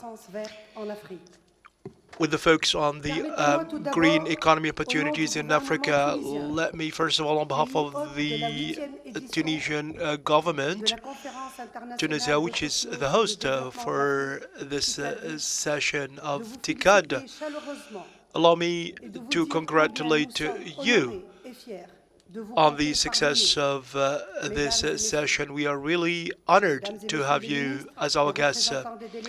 Ladies and gentlemen, honorable heads of delegations, I would like, first of all, to extend the greetings of the Tunisian government. We would like to thank the government of Japan and also JETRO as the organizer of this forum for all the efforts that have been spent in order to ensure the success of this event which has brought together decision makers and very important figures from Japan and Africa to discuss a very important theme, which is sustainable and fair development in our continent. Your presence in large numbers here today stands as evidence to the interest that you're showing for the development of investment and business opportunities in Africa, bearing in mind particularly the right of the future generations to a sustainable world. Africa is called upon is also labeled the land of riches, with a population that's going to double, and also the continent where there are plenty of natural resources. This continent, which is an emergent continent, which has the very foundations that could serve as a starting point for the sustainable and clean and green activities. We are proud Africans because we have a great potential for the development of our natural resources in a sustainable manner. Of course, we need the support of our partners, including our Japanese partners. since they have a very long established tradition in these business activities. A lot of progress has been achieved, but we hope to move ahead, and we think that there are plenty of opportunities for partnership that do exist today and that could exist in the future. We should say it in the simplest way. Let's work together. Let's share our experiences, and let's face up to the challenges in these difficult circumstances. And in this particular economic and demographic context, we need to ensure a global development that could leverage in a timely manner all the economic opportunities that exist in our countries, and we need to respond to the climatic challenge that could undermine our efforts. This confirms our conviction that a multi-dimensional development model could be the only way we should follow in order to ensure sustainability. We need to bridge the environmental and energy divide and the digital divide. And I think that together, more than ever, we need to undertake action now without wasting any time. The green development policies could be very helpful, including investment, exportation, and consumption. We need to improve the business climate through more flexibility of our governments when it comes to dealing with the large-scale environmental problems and the management of natural resources. We need to improve productivity through incentives that will lead to optimizing our consumption of energy and liberating, unleashing our investment potential. We need also to open up new markets for the green services through the reform of our budgets, through green taxes, and also through taxing those activities that prejudice the environment. The strategies for green development should be adapted to the specific needs of our respective countries, and we need also to join hands. But we need to stress the synergies and the necessity for joint work in order to ensure green development and growth. This is the only effective response that we need to put on the table. That's why I believe in the triangular cooperation in this field, and I would like to reiterate Tunisia's commitment in this respect. Excellencies, ladies and gentlemen, at a time when our economy in Tunisia is slowing down in a relative manner, I can confirm that green economy is a lever that we could use, but this is something that we need to work on. I would like to call upon you to join hands and to step up our efforts in order to reach sustainable and inclusive development and growth.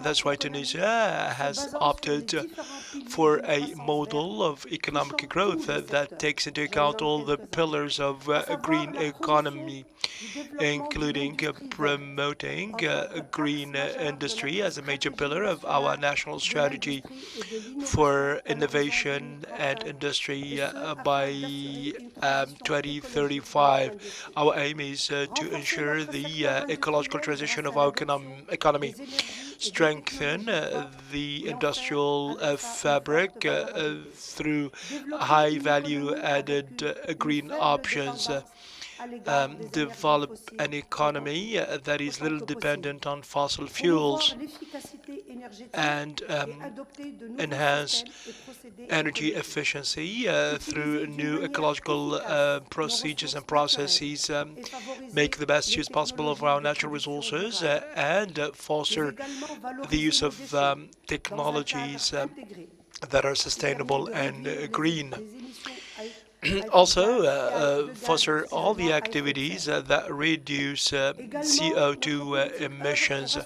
Our policy is also focused on providing water to all our citizens. We also aim to improve our management of the forestry sector in order to face up to climate change. And we are also working on better transportation systems and better tourism that is greener. Tunisia, in a very humble manner, is working towards achieving this aim. We are offering a great context for this green growth, and we are very optimistic and proud to share our experience with all our partners in Africa. To this end, we have provided a legal framework that takes stock of the current situation and that fosters the development of green economy through different structures, through such agencies as ANPO, the Agency for the Promotion of Industry, the Agency for the Promotion of Investment, and many other agencies, and industrial fabric and services on multiple levels for startups. And also we have provided for special funds, such as the Fund for Energy Efficiency. Our industrial strategy by 2034 aims to position Tunisia in a good position with regard to achievement of SDGs, so as that we can leverage the opportunities and that we be well placed to attract green industries. This necessitates that we take the necessary steps with regard to our management of the energy sector, through also encouraging the production of renewable energies and through the development of the production of green hydrogen and its derivatives, and reducing the emissions of CO2 gases, and through also encouraging innovation in the industry towards reducing the production of all those gases that could harm the environment. We are moving towards a new culture that is the green business culture, and this is a priority of our government. We consider that the recommendations and the outputs of this meeting will no doubt be beneficial to all of us for the future of this continent. This forum, which is strengthening the already beneficial relations between Japan and the African continent, is a true opportunity for all of us to share a common vision for a cooperation that we hope to be a win-win cooperation. At the end, I would like to renew my warmest thanks to all those who have contributed to the success of this event, and to all you honorable participants. I'm absolutely adamant that this event will achieve all the success that will be the starting point for a new green cooperation between Japan and Africa. Thank you very much. Merci, merci Madame la Ministre, merci Madame Leila Gonji. Thank you so much. For our next speaker, it is my great pleasure to introduce Mr. Antonio Said, Vice Minister of Mineral Resources and Energy of Mozambique, Mr. Said. Please join us on stage. Please welcome Mr. Said. Good day. Good day for all. You are not greeting me. How I can start without being greeting?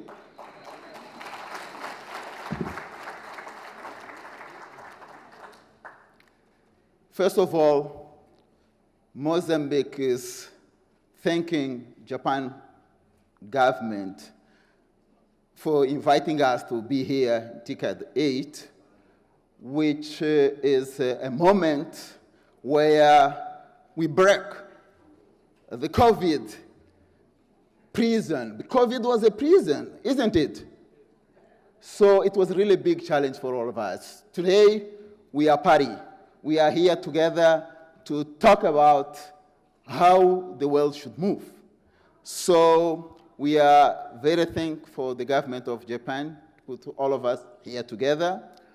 I'll be sharing a bit on some views that we have and what we have been doing as a country to allow really the green growth. Well, the green growth is on the agenda for all of us. And Africa is a storehouse of this raw material. Mozambique, as a country, has estimated the potential of renewable energy about 23 terawatts. Thus, the most abundant is being the sun, the solar. The government of Mozambique has been promoting programs focused on renewable energy.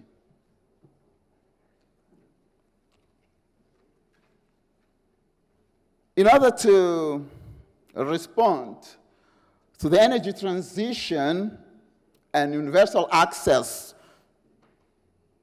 to energy for all, renewable energy are part of the energy matrix equation, appearing in the sector's policies, the master plan of electrical infrastructure, and the government's 5-year program 2020-2024, which indicates a contribution of 200 megawatts of renewable energy from the 600 megawatt defined as additional during this period.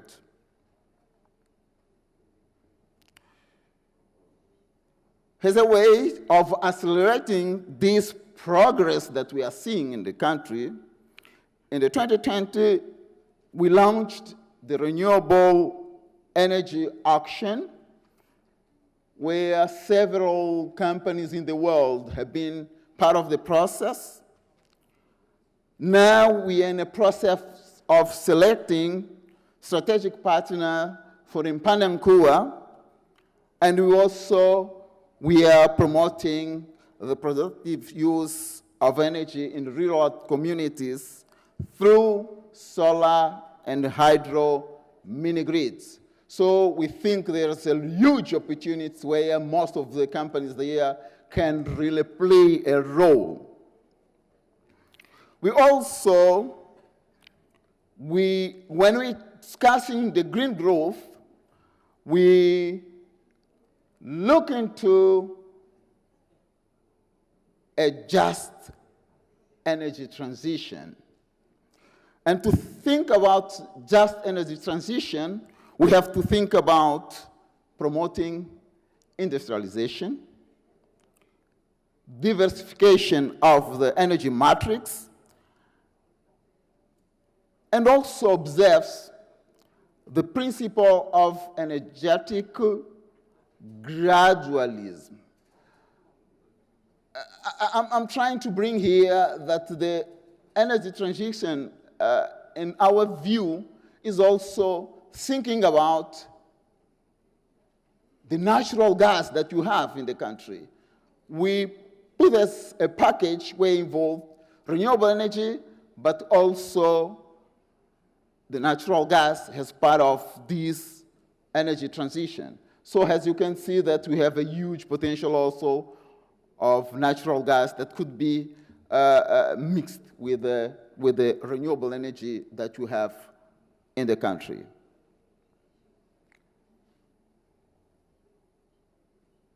So we have also a lot of challenges that could be taken into consideration, but I want to underline two of them where the Japanese companies could play a very deep role.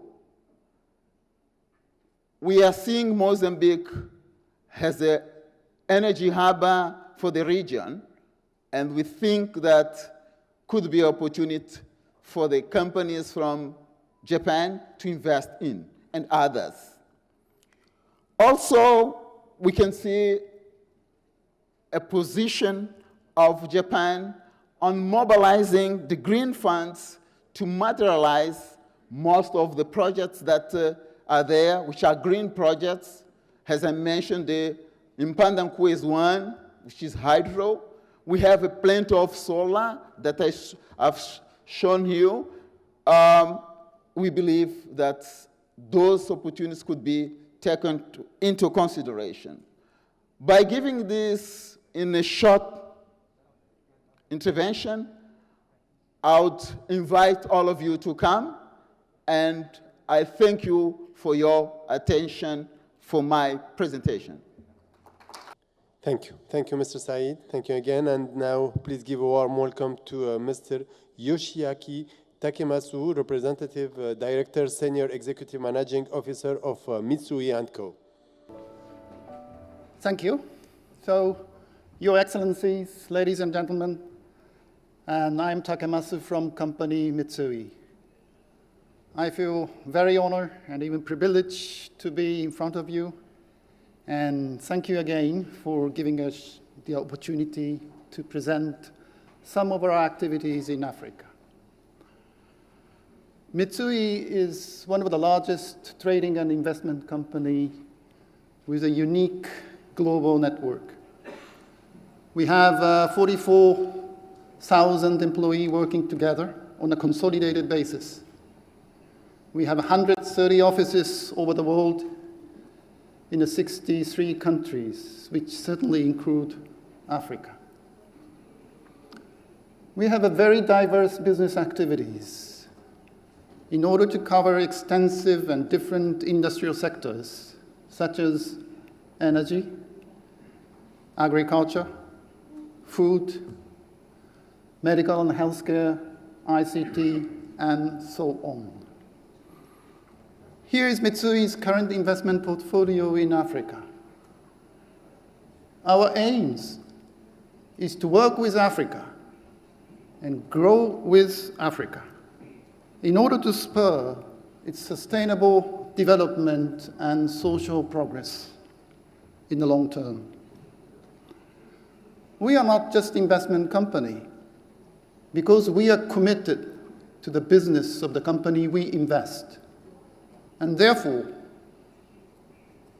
a lot of Mitsui staff are seconded to the company we invest in order to increase its intrinsic value. Our biggest single investment is LNG in Mozambique. Maybe needless to say, it is very important to ensure global energy security in such an unpredictable market situation. So let me introduce some of our activities of the company we invest with a focus on Africa green growth opportunity. ATG, this is our investment into agricultural sector. And ATG has a very unique activities. They have 500 firm gates to reach 2 million small-scale farmers in Africa. And they are offering what small-scale farmer needs, such as agricultural input, farming technology, logistics services, and instead,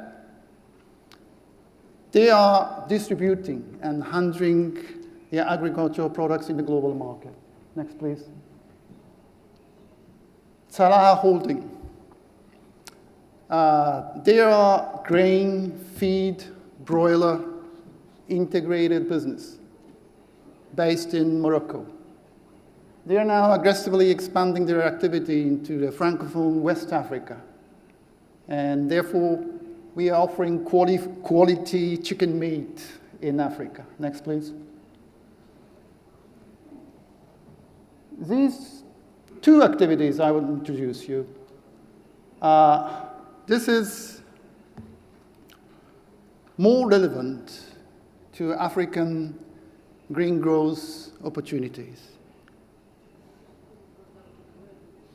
We are operating several power plant business, and this project, Taza Wind IPP project, this is onshore windmill power generation project we have. And we started this project according to Moroccan government policy to increase renewable energy sources. And I believe this is a very good example of working under public-private partnership where we are working closely with JBIC and Nexi. Last slide. Oop. Yeah. I want to introduce Komaza. Komaza is a kind of a startup business we invest. They're very unique because they are building up a unique network of small-scale forestry holder. And they provide with extensive services to make their forestry business sustainable. Our goal is to make this micro forestry business in Africa sustainable. I think this is the last slide from me. Thank you for your attention.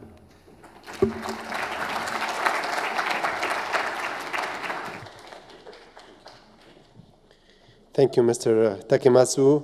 And now time to present Itoshu Corporation with the Junior Executive Officer and CEO for Africa blog, Mr. Shinya Ishizuka.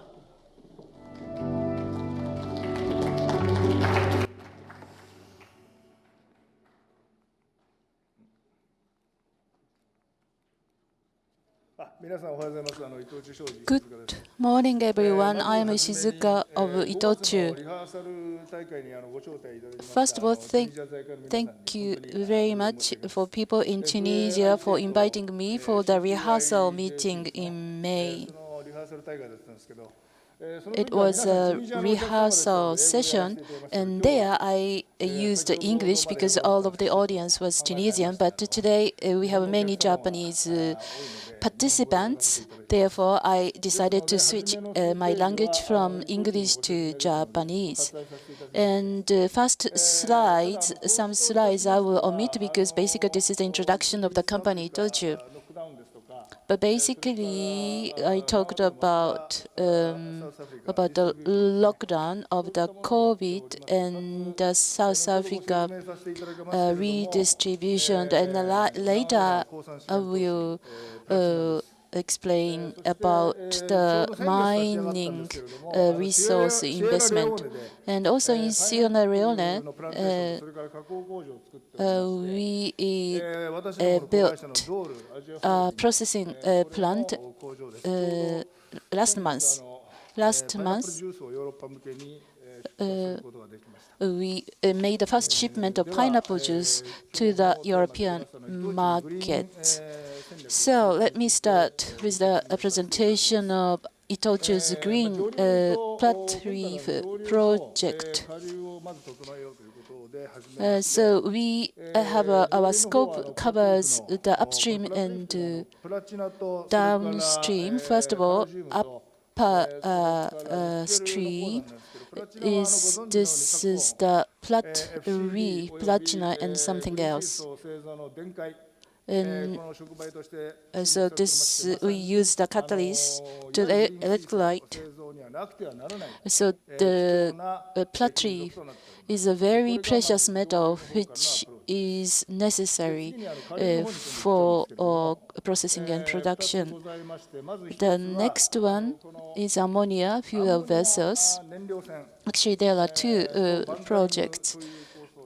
This is the ammonia fuel vessels and bunkering with a Japanese company and also a German construction company. We are developing ammonia fuel vessels, and if everything goes well, in 2026 we can complete the development, and we will all own these vessels, and we need the point where we can keep those vessels. So we have this bunkering project with Singapore, Panama, and some other countries. In Africa, we are considering South Africa.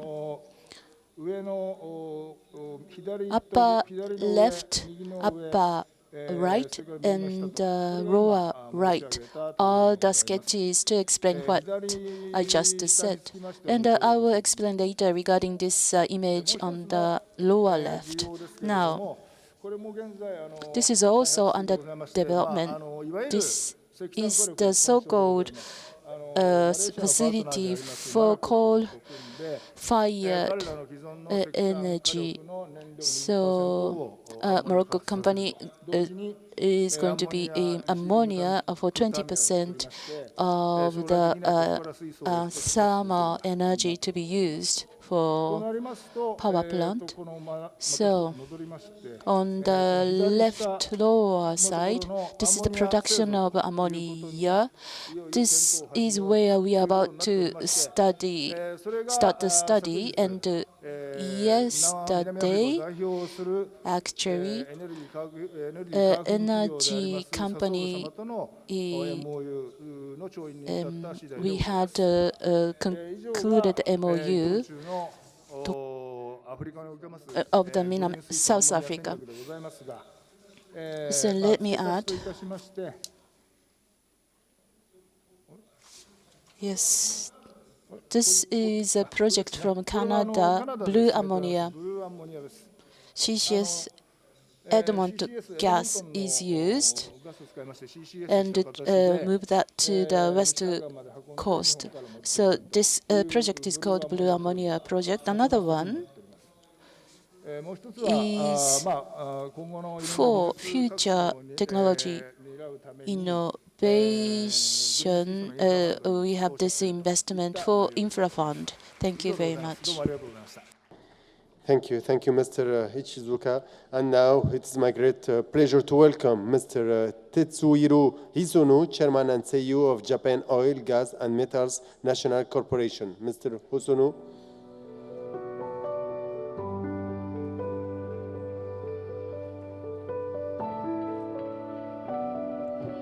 Please welcome, as it should, Mr. Hisono. The floor is yours.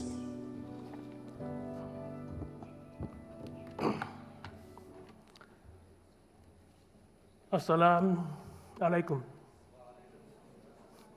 Good. Ladies and gentlemen, thank you all for attending this session. I'm Hosono from JOGMEC. JOGMEC is a Japanese governmental organization responsible for the energy supply to Japan, which is very poor in the natural resources. Today, I'd like to talk about JOGMEC's activity in supporting the development of green technology in Africa.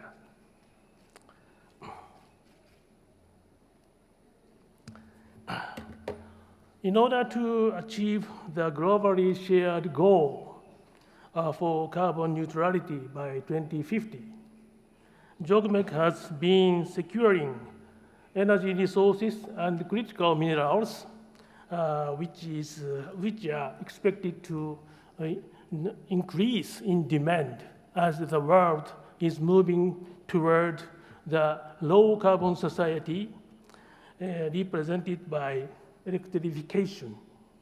We support this trend by financial and technical measures. I and we understand that TICAD has always advocated the importance of African ownership and international partnership. We also believe that resource-rich countries should be able to demonstrate their ownership and build equal partnership with other companies and countries with technology and capitals. We are fully consent to this Africa's sustainable growth concept. We want to support this TICAD's visions, not only by investing in energy and minerals project, but also by investing in human resources, who will be the integral part of the African countries' natural resources development. By investing in natural resources, it will create more opportunity in exploring new projects together in future.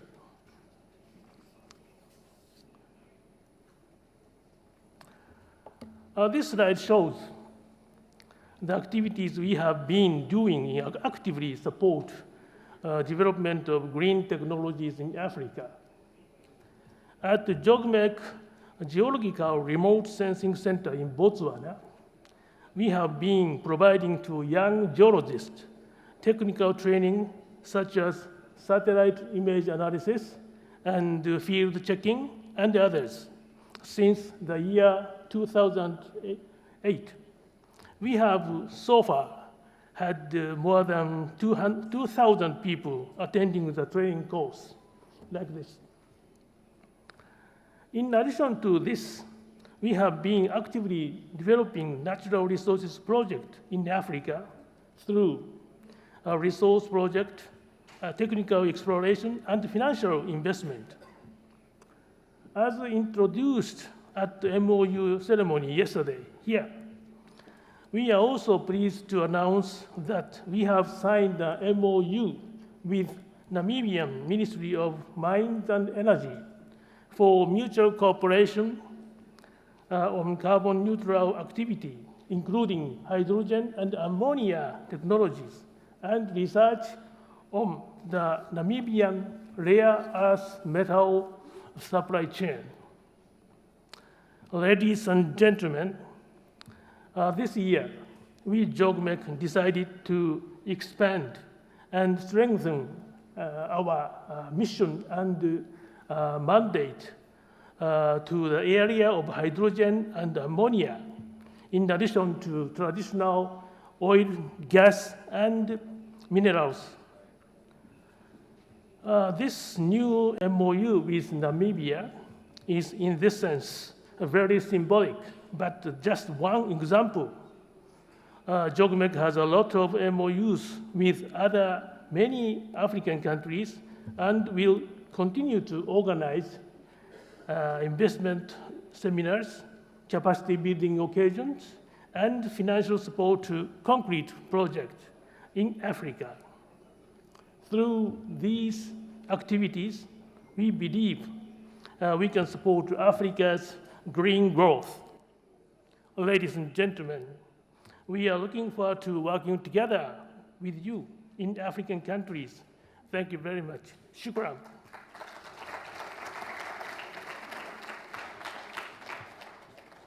Shukran. Merci beaucoup. Thank you so much, Mr. Hosono. And now it is My great pleasure to welcome Mr. Tsunehiro Makabe, Regional CEO of Africa of Mitsubishi Corporation. Welcome, Mr. Makabe, and thank you for being here with us today for your presentation. Good morning, ladies and gentlemen. Thank you very much for joining us today. My name is Tsunehiro Makabe. I am a Mitsubishi Corporation Regional CEO for Africa. Today, I would like to give you an overview of Mitsubishi Corporation and our new global strategy towards a green growth opportunity and our related initiative in Africa.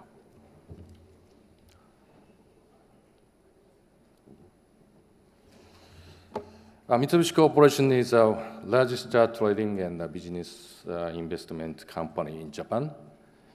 And our global assets total around 190 billion US dollar, and including major holding in mineral resources, natural gas, automobiles, food industry, and power. Thanks to these assets and trading activities, we are recently announced the annual revenue and the consolidated net income as described in the screen. Last October, we announced our new global strategy, the roadmap to carbon neutral society. We are committed to taking global steps to achieve our target, while at the same time providing a stable supply of natural gas and other energy sources. There are three core points. One, greenhouse gas emission by half by 2030 and net zero by 2050. Two, 15 billion US dollar energy transportation related investments by 2030. And three, EX-DX integration. This is a good breakdown of our efforts in our energy transformation. It includes topics that are also important in Africa. For example, renewable energy, such as decentralized power infrastructure, base metals and rare metals, and energy-related areas such as carbon management and hydrogen. Now I would like to introduce some of the energy transportation-related initiatives in Africa. We have been involved in geothermal and hydropower development, mainly in East Africa. We are currently working on solar IPP, microgrid, and off-grid solar home project with our partners such as Çelik Energy from Turkey and the B-Box. We have been involved in the trading of metals for nearly 70 years in Africa. We are looking to further expand our business in battery materials, PGMs, copper, and bauxite with our partners in preparation for the shift to electric vehicle and the advent of the hydrogen society. As of today, we have several carbon management initiatives in Africa as a part of our CSR activities. We would like to contribute to the growth of local communities while creating a new future in Africa.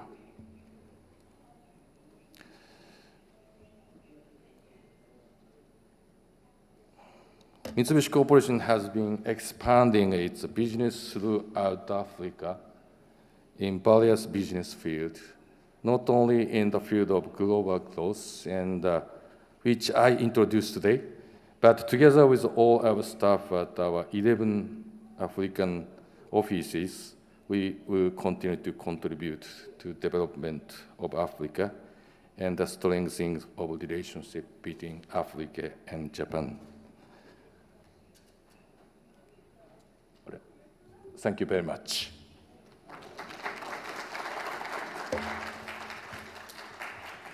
Thank you, Mr. Makabe. Next up, I would like to introduce Mr. Mzila Mtenjan, Executive Head of Stakeholder Affairs, Exaro Resources. Mr. Mtenjan, welcome.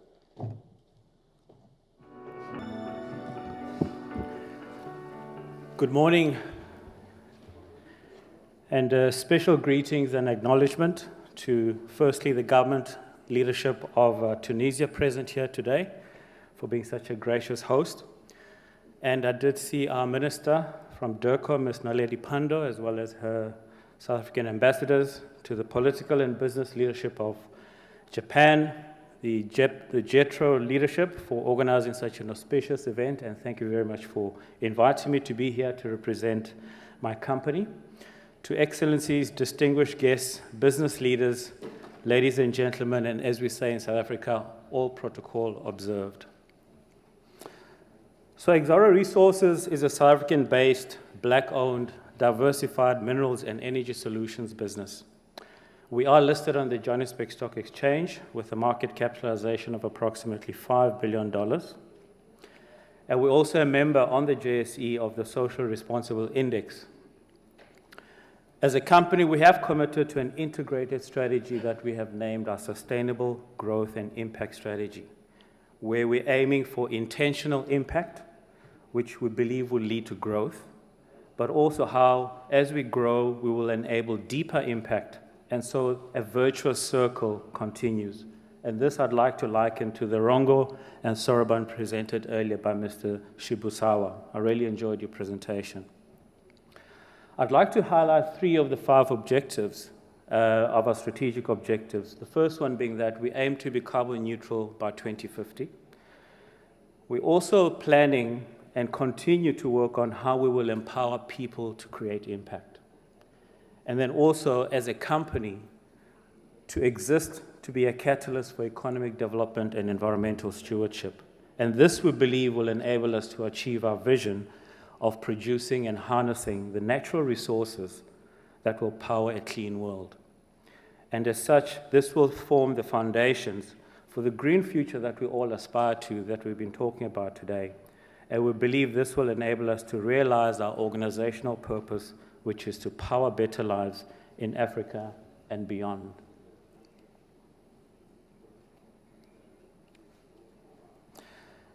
We understand the forces that are shaping our strategy, both domestically and globally.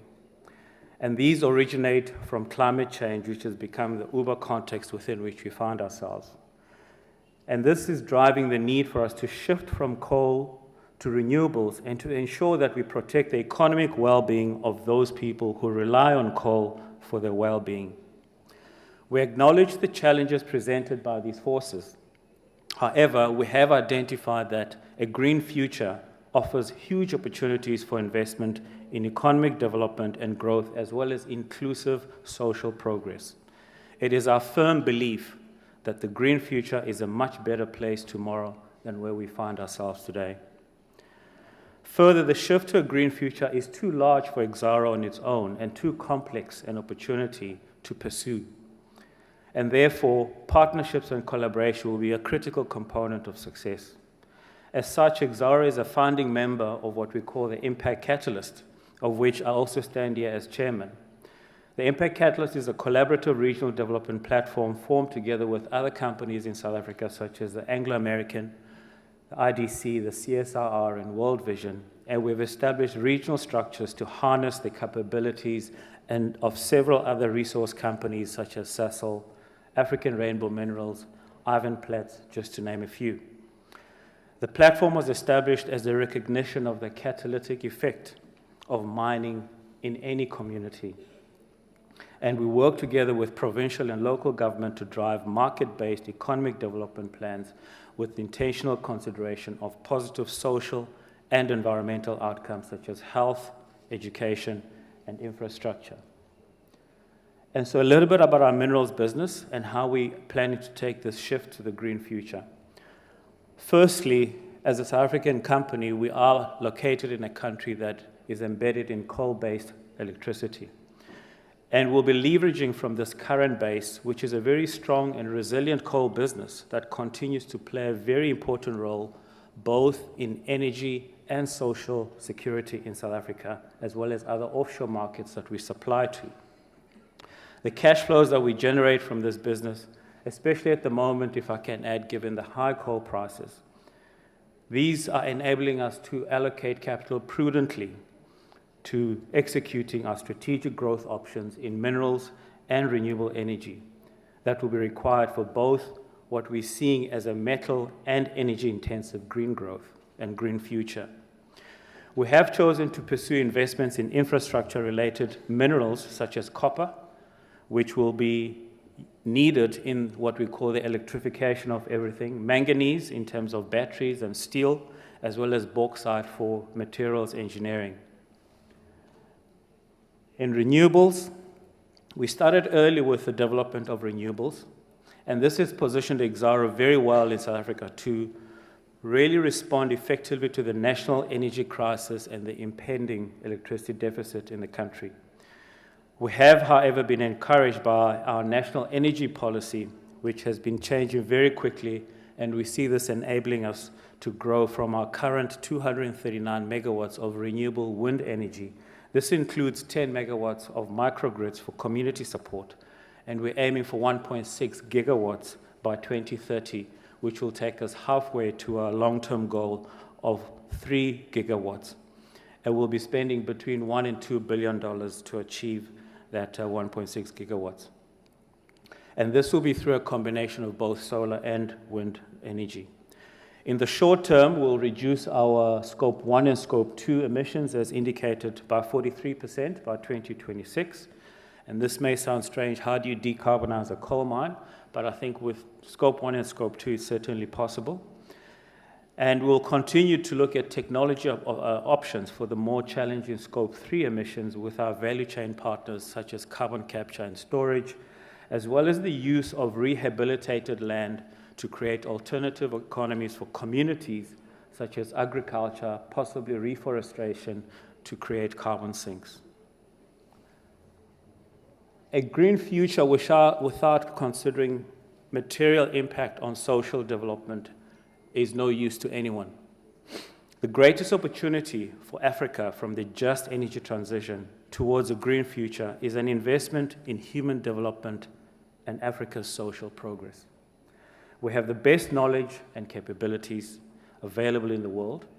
We have globally competitive natural, human, and mineral endowments in this continent, and certainly an enviable demographic dividend in our youth and people.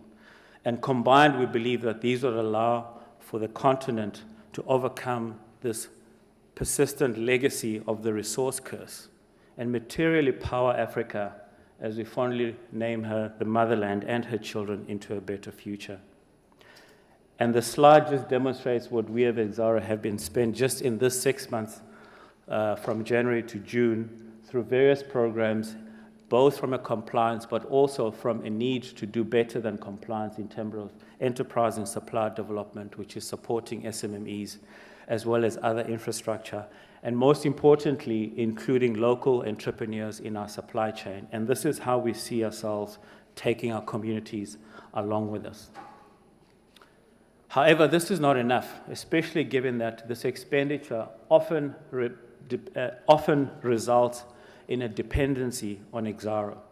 For communities to be climate resilient, we need collaboration on larger and sustainable initiatives through impact funding.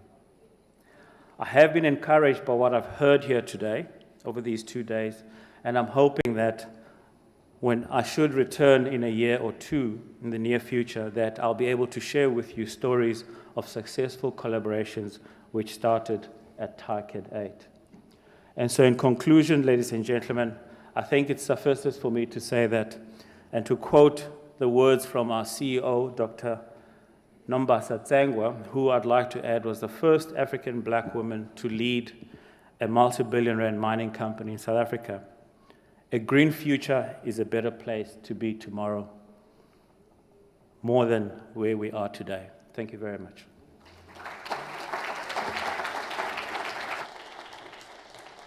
Thank you so much.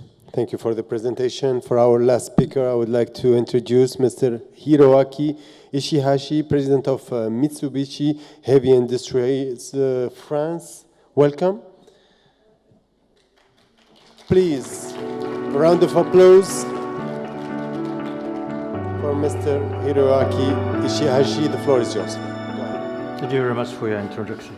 Votre Excellence, ladies and gentlemen, all protocol observers, it is an honor to be able to introduce to you today our company, Mitsubishi Heavy Industries, and our solutions that can contribute to Africa's effort of developing a resilient and prosperous continent. So first, the company.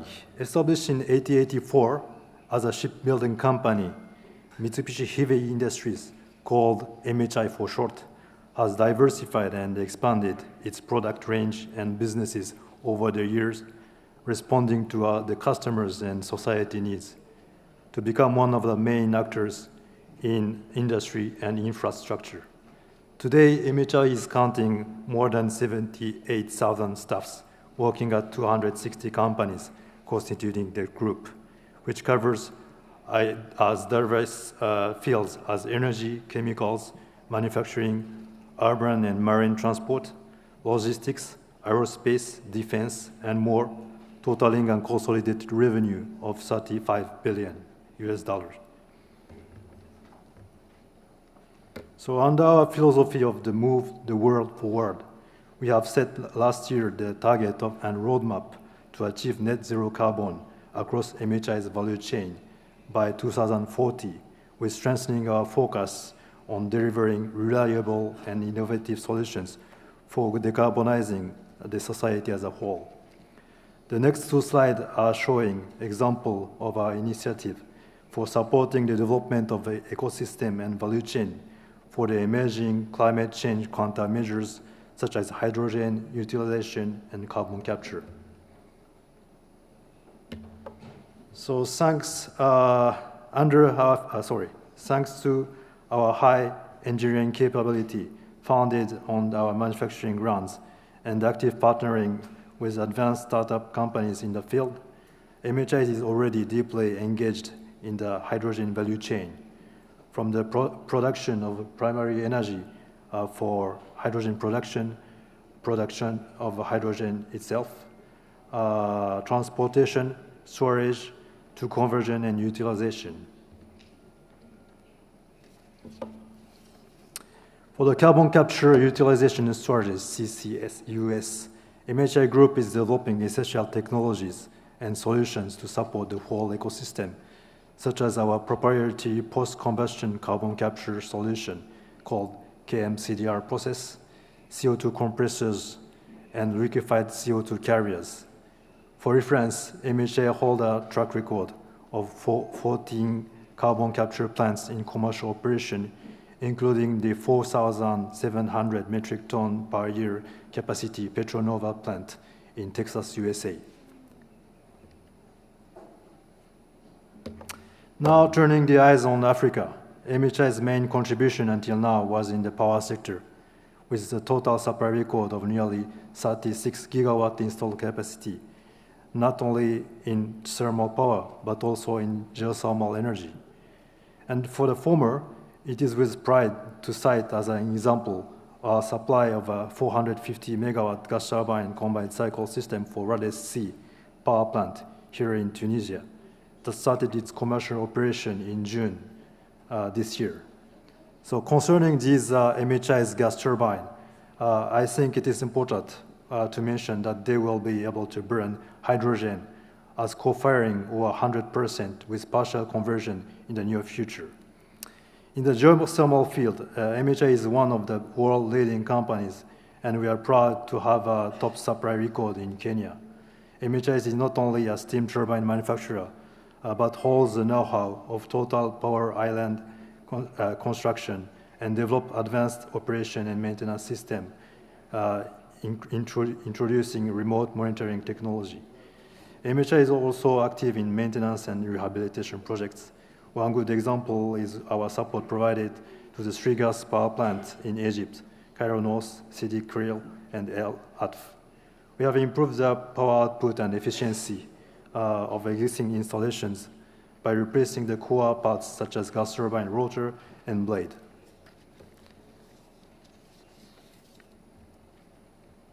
Now, on this dynamic continent and under this changing environment, MHI has more to offer, from E-block system combining reciprocated engine with PV and battery for distributed power, organic ranking cycle system for waste heat recovery, to our advanced solid oxide fuel cell for hydrogen utilization.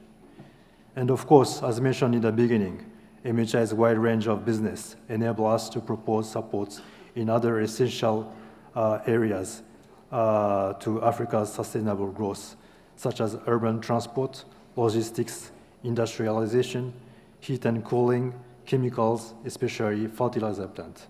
So we, MHI, remain at your disposal for cooperation, and we are looking forward to growing with you. Thank you very much for your attention. Microphone, please. Thank you. This is it. Ladies and gentlemen, that concludes today's morning session. It was the first and second sessions, and I hope you have found today's presentations to be interesting and informative. Thank you.